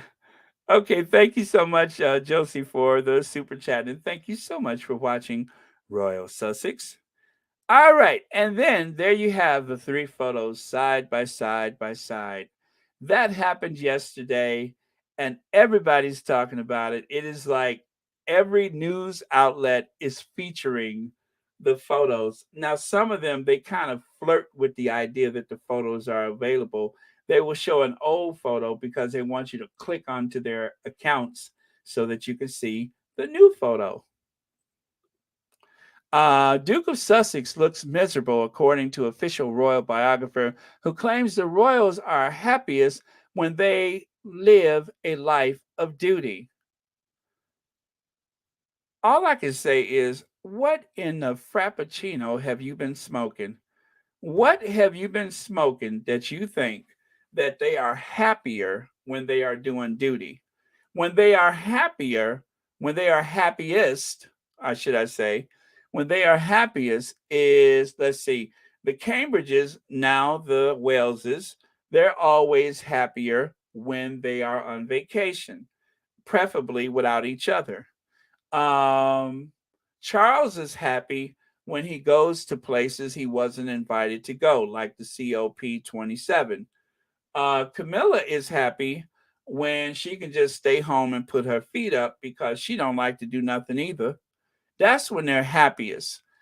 Ford Fiesta is happy when they let her do stuff inside of the United Kingdom instead of sending her to Congo.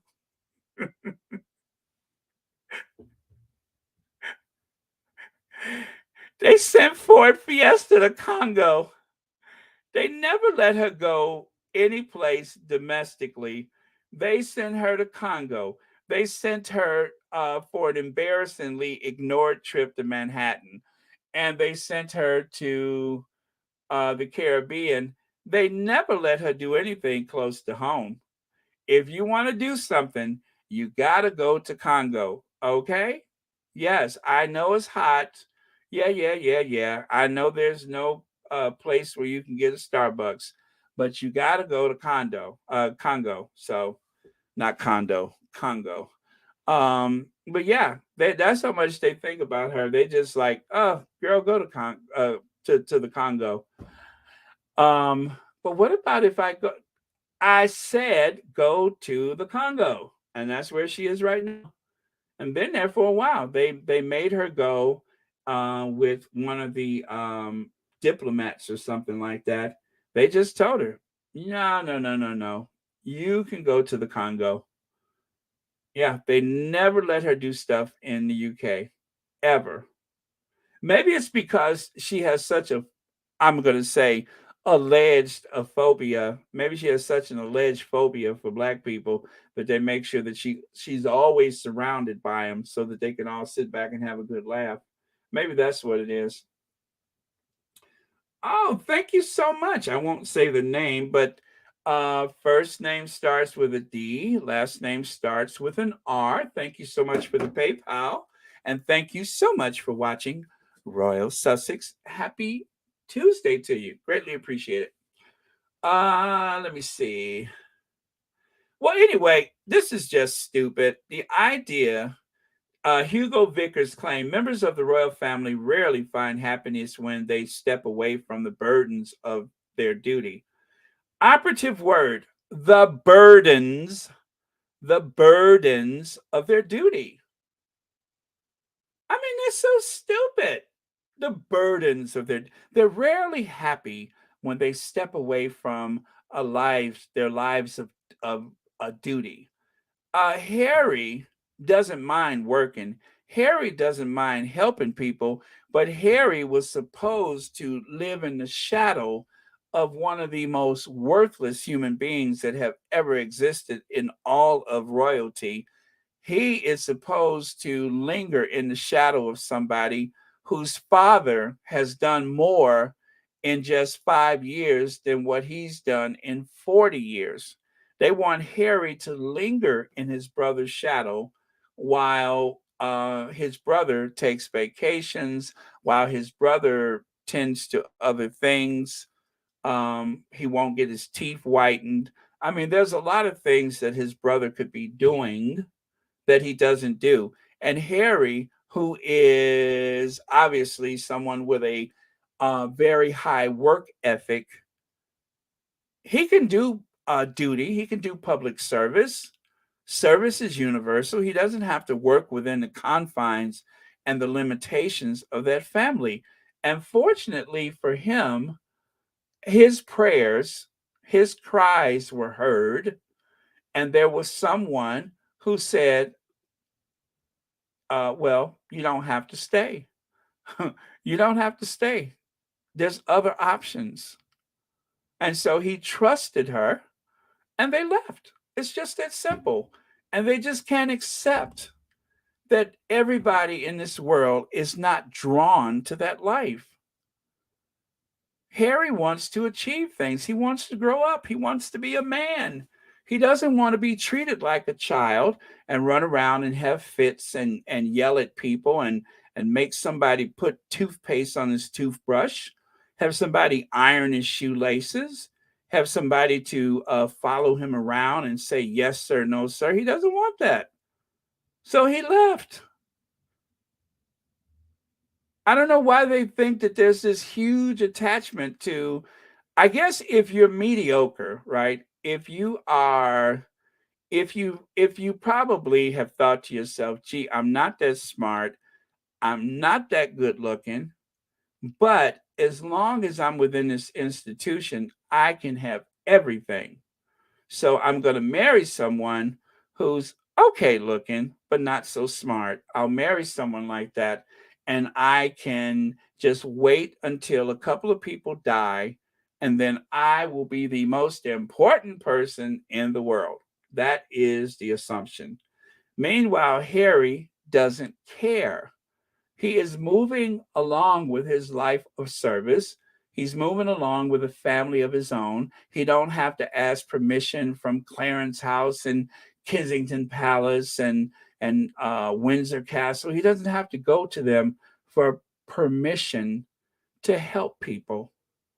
He doesn't have to build up a charity only to watch somebody else take credit for it.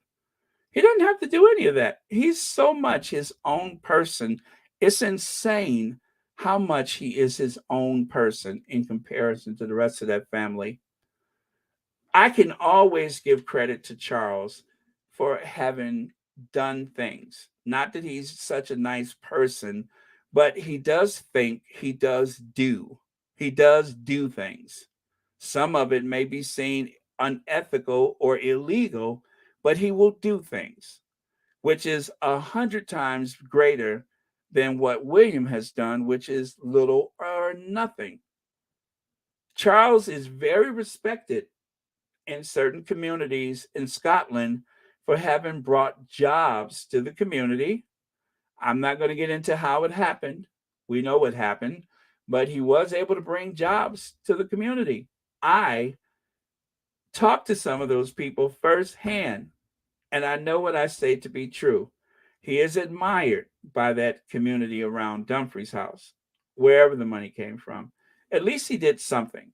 Right or wrong, he did something, which is 100 times more than what you could say about his eldest child, who has done very little to benefit anybody else at any time. Just a smile and a wave, not much more. So that's what the difference is. I'm enjoying my soapbox moment. Let me see. I wonder if Prince Charles wipes his own behind, or does he need help to? Could you imagine him like sitting on the toilet and having a fit because he doesn't feel like he's clean enough?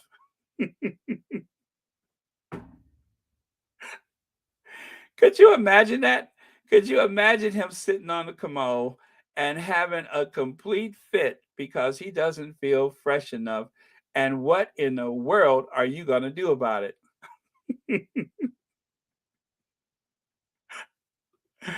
I can see that happening for some reason. The same way he had a fit about that pen gate. I guess they would have to call it TP gate or something like that, or Lou gate, but it would be some kind of a gate. And I could just imagine him having a big meltdown because he doesn't feel as though enough effort was put in to that old wrinkled mass of quivering flesh that he calls his behind.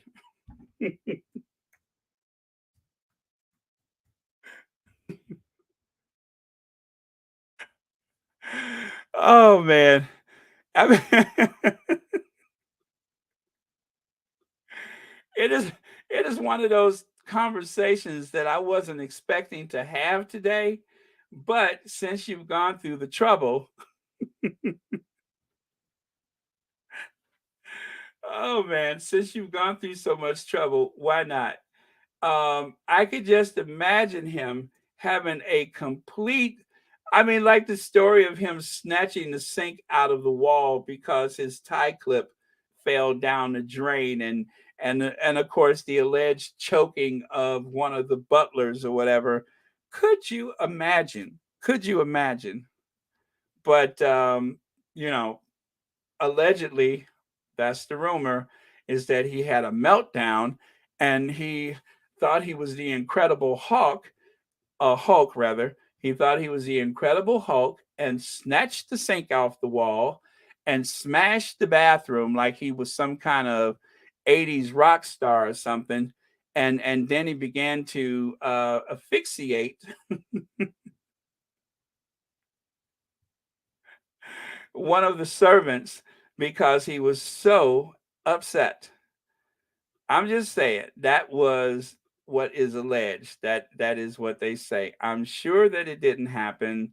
Blah blah blah blah blah blah. Lawyers are listening, but that is what is alleged. Is that, as a matter of fact, let me see here. What would that look like? What would that look like? Give me just a second here. Let's explore, shall we?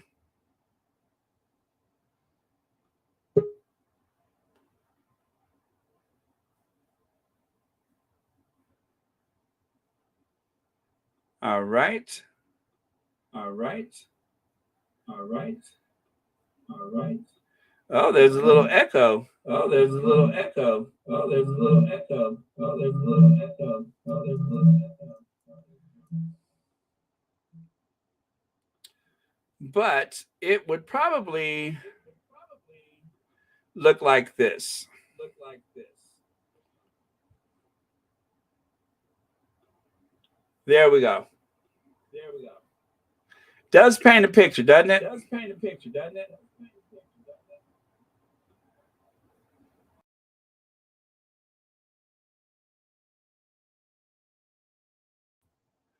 It's almost as though you have to wonder, how come Norman Rockwell did not paint this?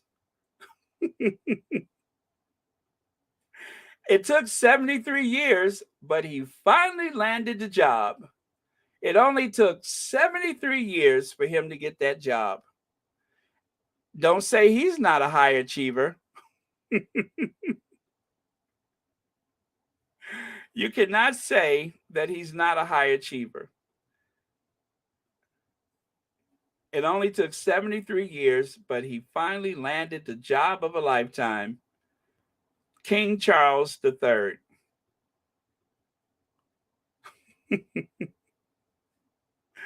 I don't know what Charles he just reminds me of a garden gnome for some reason.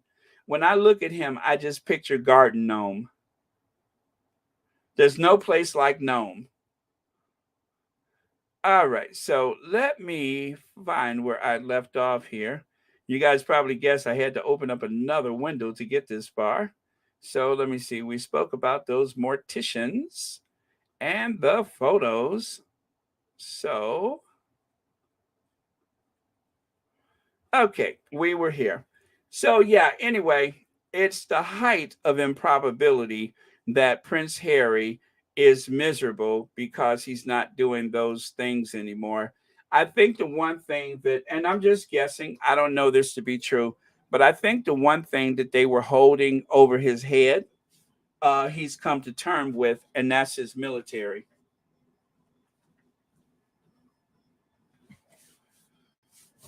So they stripped him of his royal patronages. He's over it and he's moved on. So that's that.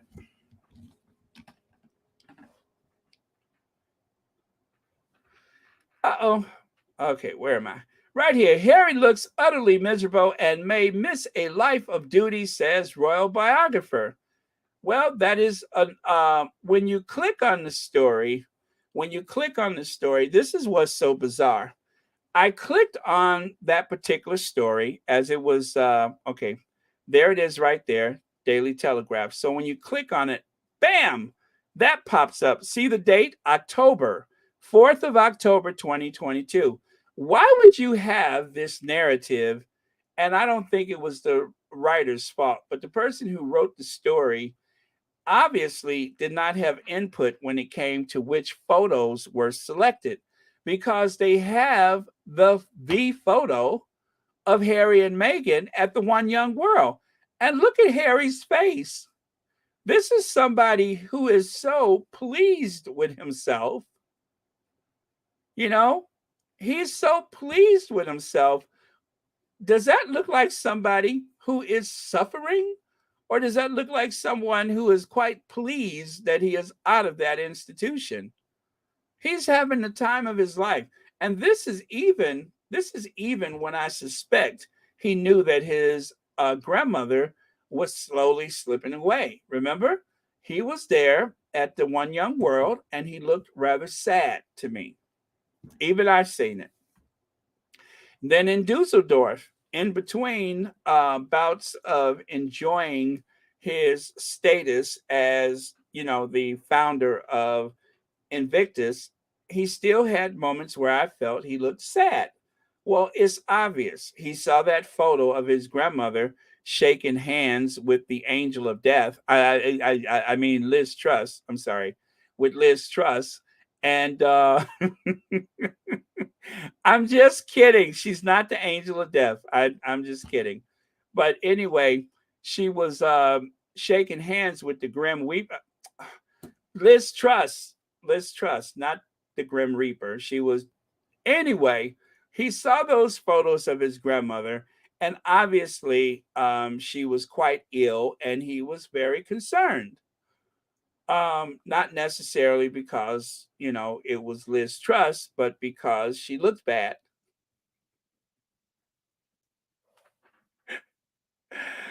Okay, I'm just kidding, you guys. I am in no way insinuating that Liz Truss had anything to do with anything. I'm not assuming that she went over there and breathed on someone and suddenly they were gone. I'm just saying it was just happened by chance and sheerly by coincidence that she was the one who was there visiting with the sovereign before she, you know, crossed over. And I'm sure that that was purely coincidental. There was no, nothing nefarious going on. Also, Edward Young, was it Edward Young? Edward Young, who thought he was secure in his job, lost his position again not long after shaking hands with Liz Truss. And one of the world's strongest economies almost seemed like a developing country within 3 weeks. Again, nothing to do with Liz Truss. I'm just saying, sheerly by coincidence, Liz Truss just happens to be the prime minister right now. And that's all. So I'm not implying that anyone made their transition or anyone lost their job or any of that stuff because of contact with Liz Truss, but I'm just saying even Charles has been um, restricted from some of his royal duties because seeing that other things have happened mysteriously and coincidentally, that he seems to be a little bit afraid of Liz Truss. And who wouldn't be?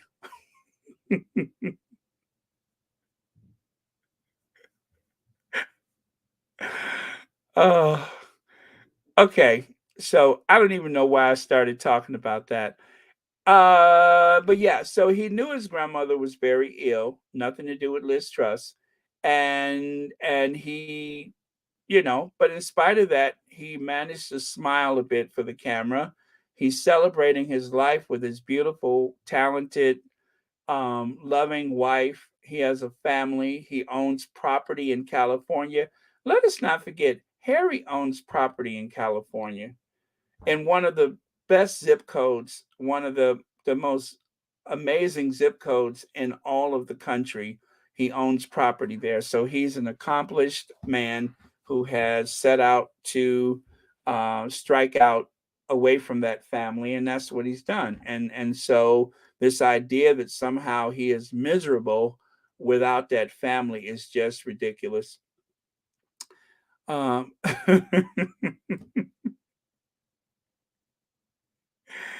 I don't know, Mary H. It's just all coincidental. That's all. And as a matter of fact, Charlotte B was just saying, say something reference of the Prime Minister of Britain. So yeah, even Charlotte agrees that it was just a coincidence that the Prime Minister happened to have been in those spaces when weird things happened. That's all. I mean, I wouldn't let a dog sit if I were you, but I'm just saying, it's just a coincidence. That's all.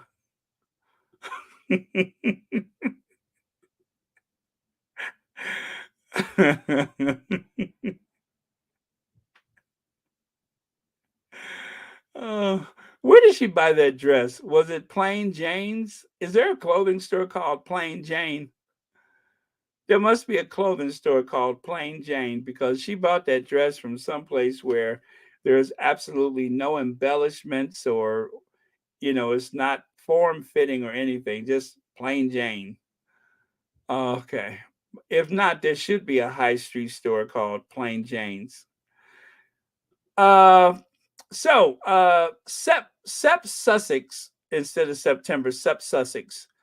By the way, one of the squatties came up with that, and I forgot who, but Prince Harry, the Duke of Sussex, and Meghan Markle, the Duchess of Sussex, September photos through the years 2020, 2021, and now 2022. This is something they do every year. They have a fall rollout. That's it. No big deal. Nothing to look at. Just two beautiful people that love each other very much, that have been very successful, that are the most admired couple in the world today. That's all. It's nothing, That's it. They just love each other and they work hard and people love them. And okay, this is from another squatty. If it costs you your piece, there is too expensive. Then it's too expensive. Yeah, if it costs you your piece, then it's too expensive. Again, I forgot who illustrated this. A lot of times I'll save the photo and forget to give the credit to the person, but anyway, I love that one. If it costs you your piece, then it's too expensive. Let that sink in for a second. And here I was planning to make a collage of all the magazines that are running the photos, but then I stopped, and so I'll just go on. And then someone added Lily Diana to the mix of photos. See there? I guess they do that with a phone app, but there's Lily Diana. I love these. How cute.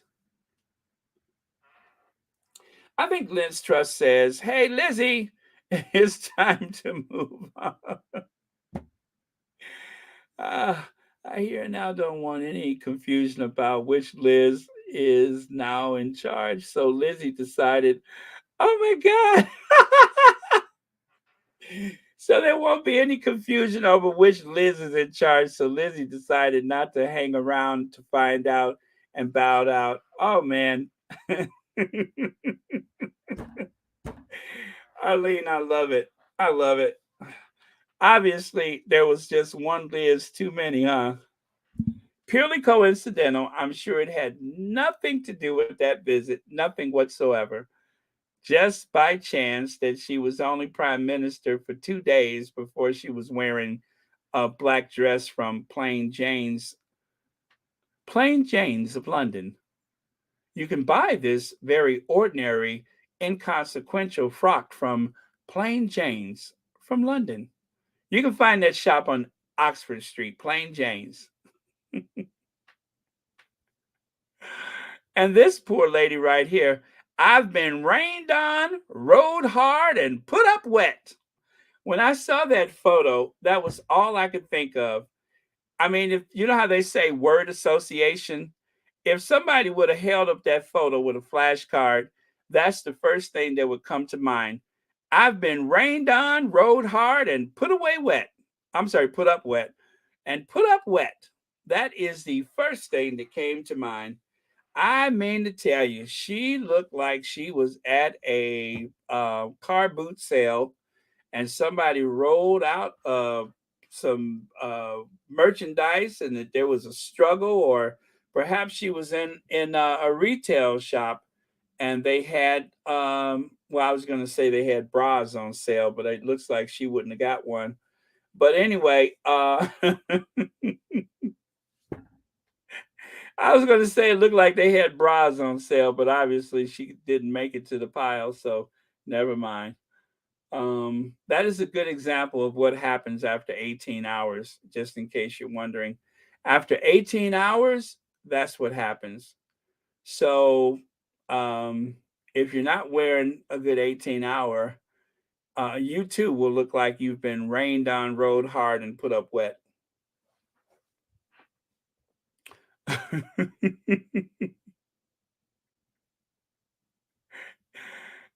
And by the way, sad news, the coal miner's daughter passed away, which I don't know, for some reason I'm thinking about it because this looks like the coal miner's mama. But yeah, what's her name passed away? Gosh, what is her name? Oh, I can't remember her name for some reason. But anyway, she passed away today. Tammy Wynette? Loretta Lynn. Thank you so much, Loretta Lynn.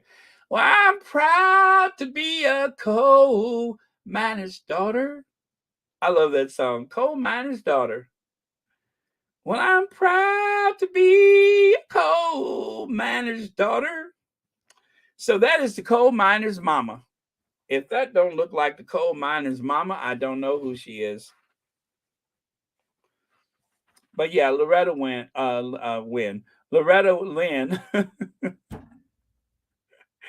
Loretta Lynn. Anyway, God bless Loretta Lynn. I think she had an amazing career, and I loved her music. So, obviously, you guys probably have heard of or have seen Governor DeSantis of Florida.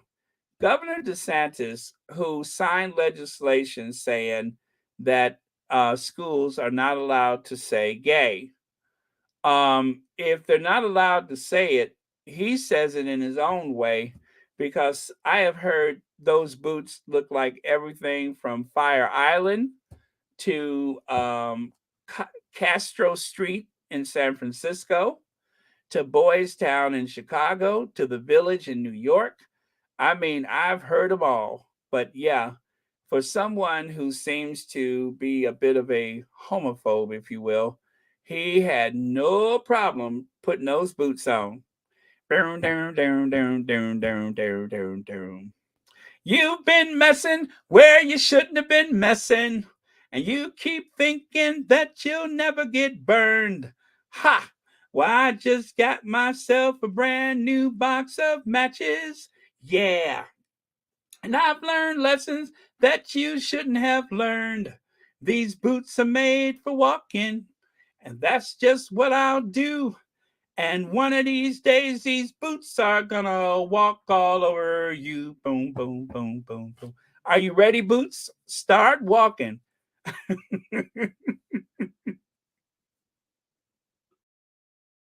Rick, these boots are made for walking, DeSantis. I'm telling you, I saw those boots and I figured, you know what? Whether or not he knows it, I'm just going to put his pride flag up for him, because there's something about those boots that say he has a lot of pride. Yes, he has a lot of pride. Is it Southern pride? No. Southern pride? No. What kind of I'm sorry, Florida pride? No, I think it's a different kind of pride, but he seems to be a very proud person. These boots are made for walking, and that's just what he'll do. And one of these days, these boots are gonna walk all over you. And notice that nobody else is wearing their, what do they call them in the UK?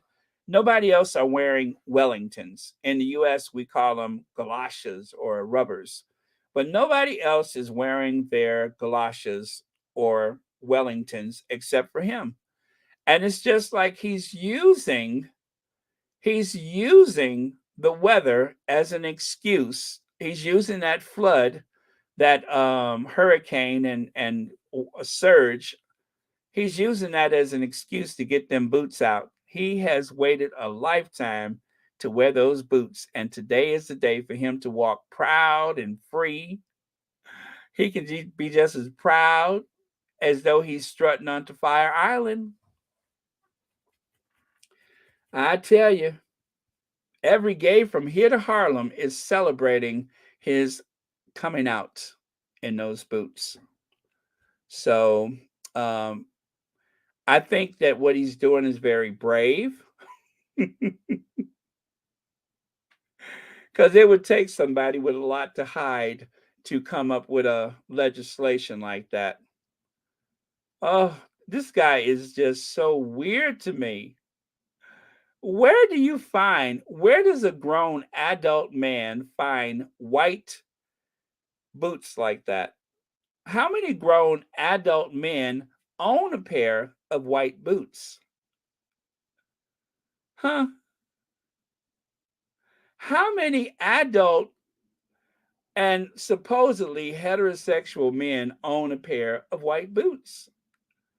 I'm just thinking. I can't wrap my brain around it. I am so confused right now. But obviously, I'm not the only one. I mean, look at Santos. He seems a bit confused too. Or is he hiding in plain sight? I don't know. I don't know. But if you could see, look at that real man behind him with those Timberlands on or whatever he's wearing. He's wearing his cat construction boots or whatever. And then there's Rick DeSantis walking around in his white go-go boots. The last time I saw boots like that, it was probably a woman wearing a mini skirt standing up on a riser in a disco. That's the last time I've seen boots like that. He seems like he should be one of those cage dancers at a nightclub. And since he's obviously not a Chippendale dancer, I am so confused right now. Well, B10 Pow, hello, you got here just the right time. Maybe you can decipher what's going on. Do you get a load of those boots that Rick DeSantis is wearing? How many grown adult men do you know who has banned the word gay from the schools of his state, who seems like kind of a bit phobic? How many of them do you know that owns a pair of white go-go boots? I mean, I'm expecting him to, like, you know how they do that dance where they fall back on the stage? Do they call it the death plunge or whatever? I love you too, B10 Pow. I'm so glad you're here. But yeah, that dance where they're like doing the Vogue and they fall back on the stage. Why am I expecting him to do that right now? I'm expecting to hear him do Madonna's Vogue and then fall back on the stage and everybody just applauds. That's what I'm seeing right now. Very odd choice to wear. And then what? Oh, yeah, it's called the Death Drop. Thank you, Olivia Harris. The Death Drop. Yeah, Leslie Millsap, thank you too. I'm expecting him to do the Death Drop. And he's just not doing it. He's supposed to work them arms, get it, girl, work those arms and kick, work those arms, squat, work those arms, kick, and then death drop. And then jump up, work those arms again. That's what I'm expecting him to see.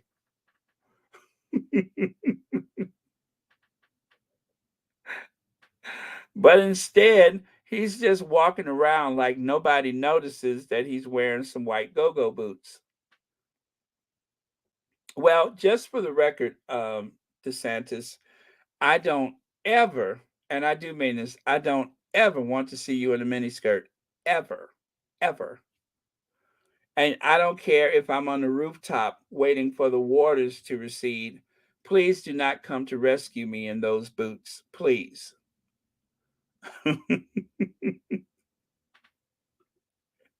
Okay, bend, snap.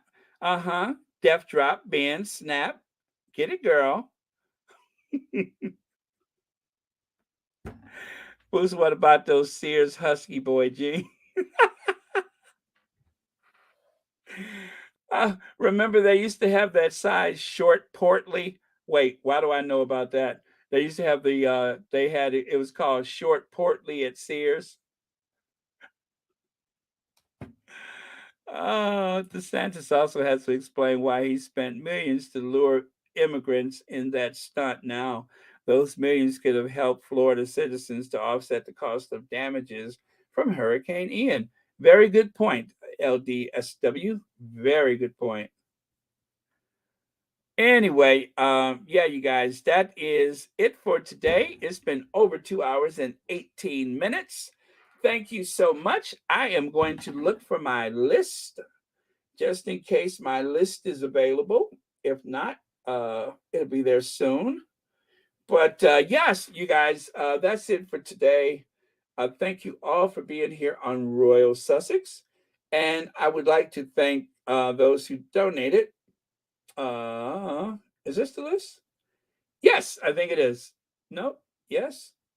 Yes, it is. It is.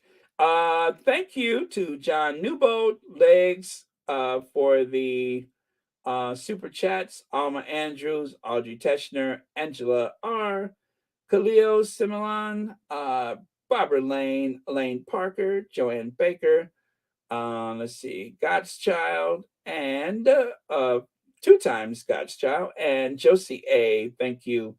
And thank you, mysterious PayPaler. Greatly appreciate it.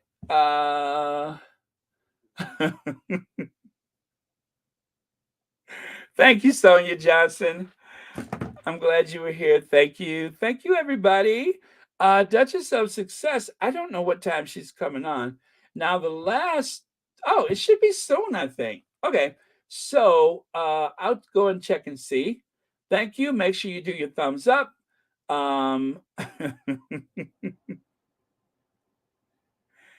I said you're not going to the COP 27.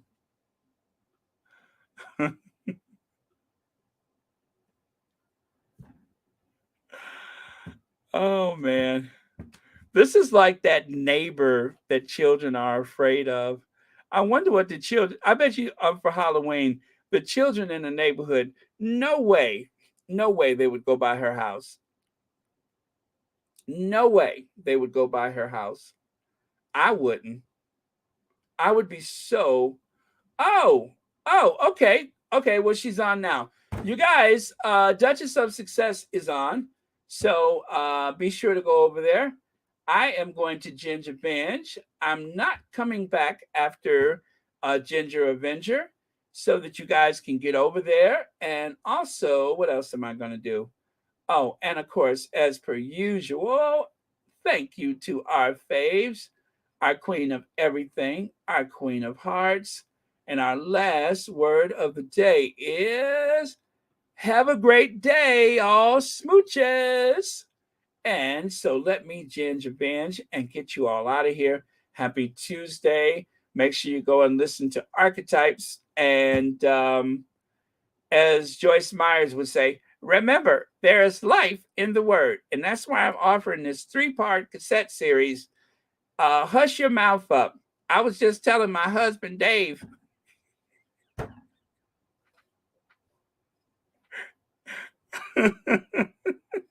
What?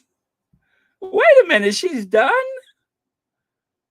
Oh, I thought she was coming on. Well, never mind.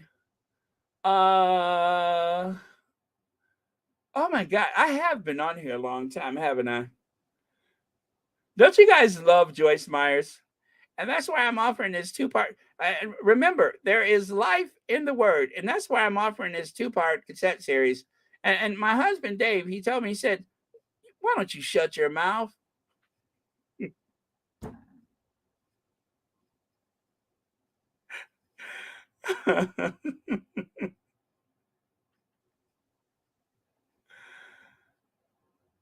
Wait, what?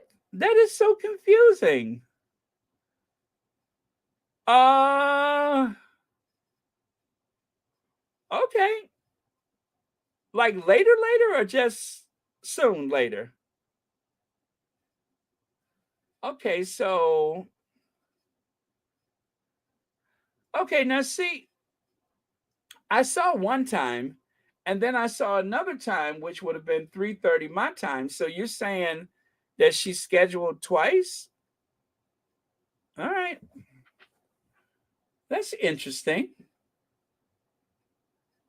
Ah, really? Let me see. So you must be Central Time then, right? Because that's about the time that I had, I think. Oh hell, I don't remember. All I know is I thought there was one that was 3:30 my time, and that's the one that I was looking at. So I'm like, okay, I'll make sure I'm out of here by then. Which ended, she said, let me see. I was on her podcast, which just ended. She did say she's on again. And okay. All right. I'm so confused right now, but all right. Well, should I come back later?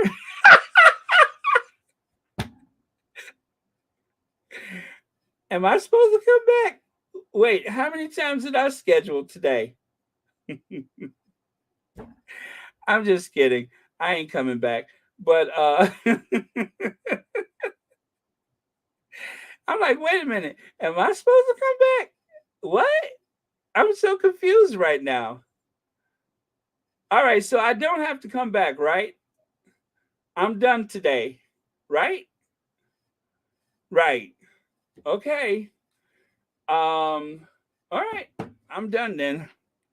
Check your notifications. She will be back, but is not on. No, you don't come back. Pedal is on later, possibly. Okay. But I was on today, right? Am I having a senior moment? I'm just trying to get this straight now. Let me stack this up in my head. So she was on while I was on, and then she was off, but she's coming back because it's two parts. All right. And then Pedal may or may not come on later, right? All right. Oh, yes. Baby, come back. I had to be a fool to see I was wrong, and I just can't live without you. Baby, come back.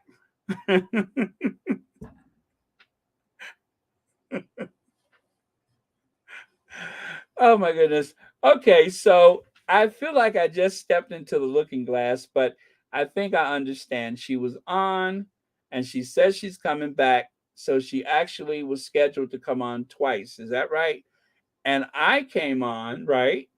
And I stayed on for almost 2.5 hours. So, and you're saying that I don't have to come back, but she's coming back, right? And Pedal may or may not be on later. Okay, that's interesting.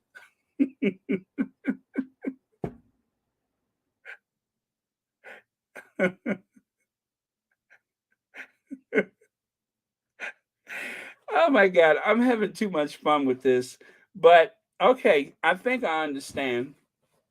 So I was here, but then I won't be here. She was also here, but she'll be back. And Pedal may or may not be here. But did Pedal schedule?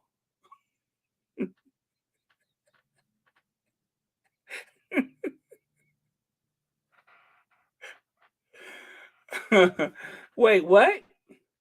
I don't know. Will you? I mean, because right now I'm confused. Do I wait to be invited or do I schedule or will I just show up? That's the question. Woo! I'm having too much fun with this, but I'm a little confused. But if you guys think I'm confused, look at Rick's.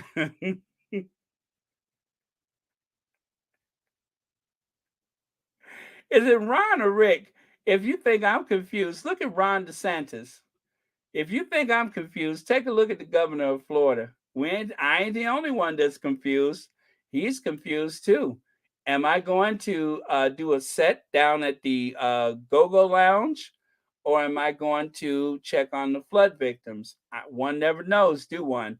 I mean, where does one wear white go-go boots? And how long has one waited his entire life to have an opportunity to publicly step out of the house wearing white go-go boots? Those are go-go boots. I don't care what anybody say. Those are go-go boots. He should be dancing in a cage down at, like, say, the Kitty Cat Lounge or something. So, okay, I think I got everything, guys.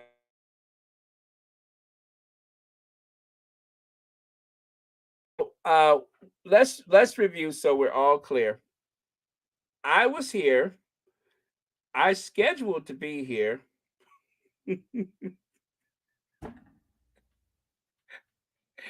The Duchess of Success also scheduled to be here, and so she was here while I was here, and now she's not here, but she'll be here later, and I won't be here because y'all said that I ain't supposed to come back, so that's fine. And then Petal may or may not be here later, right? And the governor of Florida is wearing white go-go boots. Boy, I tell you, you couldn't make this up. I feel like I'm over medicated or overly stimulated or something, but I'm just seeing so many things that I can't comprehend. There is a governor of the state of Florida wearing white go-go boots. The Duchess of Success was here and she's not here. I'm here, but I'm not supposed to be here, and I'm not supposed to come back later. And Petal may or may not be here, right?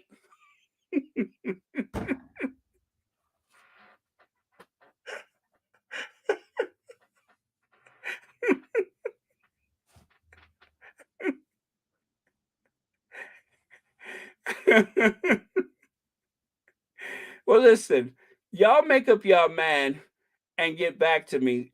Send me a something and let me know that I'm in the right place, and then I'll know.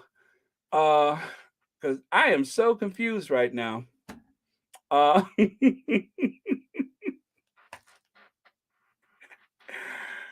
man. But anyway, this is what I mean. Sometimes if you don't stay late, you miss all the fun parts, because right now I am so confused about whether I don't even am I, but I am here now, right? I'm here. You all can hear me. And wait, and the Duchess of Success was here, but now she's not, right? And did you all say wait, was Petal here too?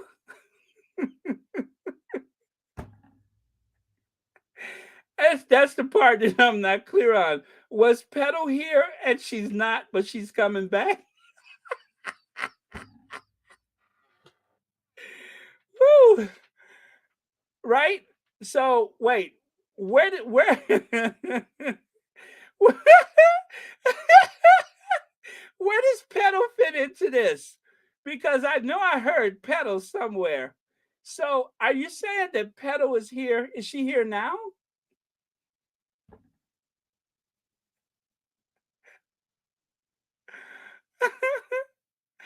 Wait, okay. Petal is later. Duchess of Success was here, but and left, but will be back. Okay, and then what am I supposed to do? Am I supposed to stay? Am I supposed to stay or am I supposed to go? Because am I waiting for Duchess of Success to come back, or do will she let me know when I'm done?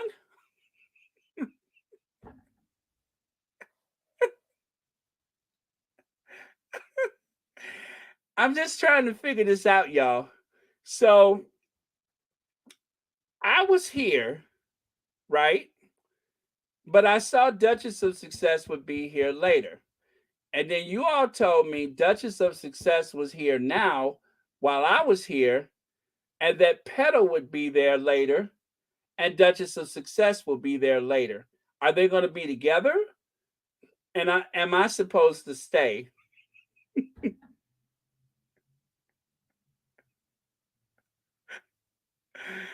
Oh, wait, what? Duchess of Success is 2 hours away from her second podcast for today. Really? Okay. All right. So then, all right. I think I got this then. All right. So you know what? Tell you what. If y'all need me, hit me up. If not, I'm going to go and get something to eat. And I'm going to check later to see if Petal and Duchess of Success is here. And I'll make sure I'm not here. Okay, I got it. Oh, excuse me. Y'all got me laughing so much my nose is running. All right. Wait, what? I thought y'all said don't come back. Wait a minute now. Y'all just told me don't come back. Wait a minute. And then Sherry Ware says, Baron, you're supposed to listen to Duchess of Success later today to discuss archetypes with Meghan episode 4. Okay. All right. But I'm not on when I'm listening, right?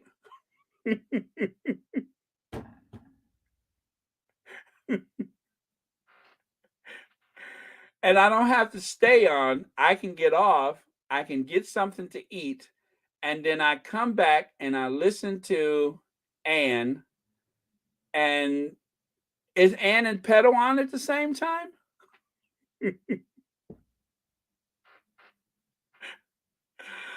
Oh, okay, you guys. I think I got it. I am just going to go and get something to eat. And if something happens, then y'all will let me know. All right. So thank you so much. You are cracking me up. Sorry. You're cracking me up. Thank you, God's child, Connie Balmer. Connie Balmer has sent a super sticker, and B10 Pow has sent a super sticker.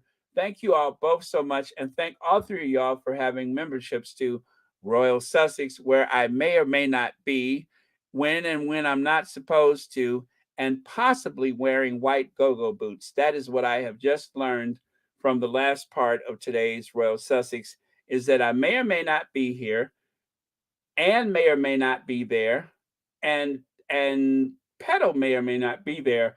But if I am here, I may be wearing white go-go boots. Got it.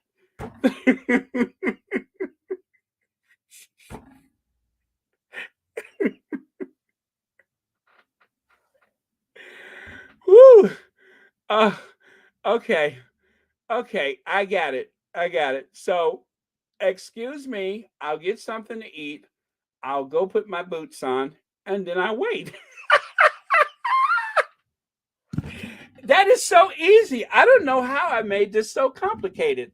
I go and put my boots on, get something to eat, wait, and then Petal and Anne come on, and I don't.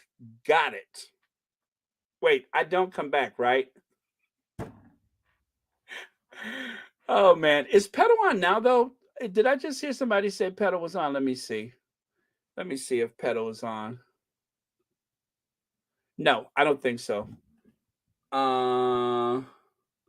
Okay. Everything is understood. Nobody say anything because I think I got it this time. And what I love about it is I don't have to do anything. I just sit there with my boots on and wait.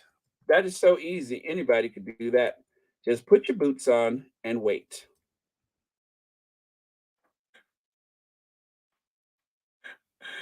Oh.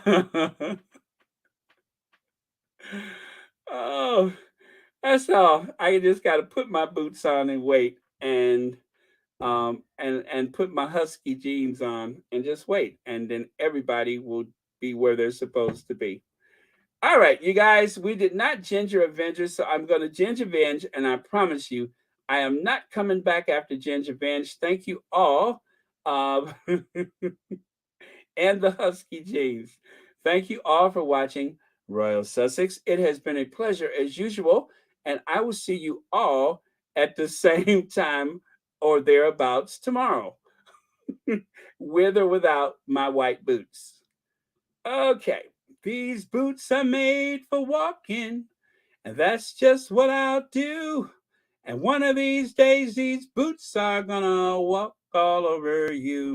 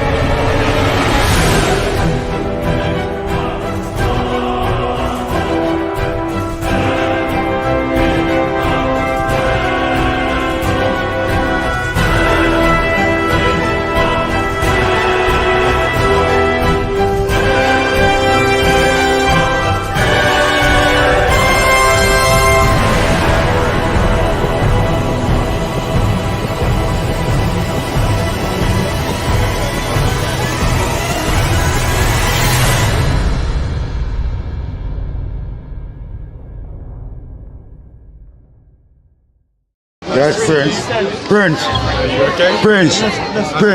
Trenchtown wants $245 billion. That's what Trenchtown wants. $345 billion. Yes, thank you. Yes, sir. Yes, sir. That's what Trenchtown wants. Yes. What do you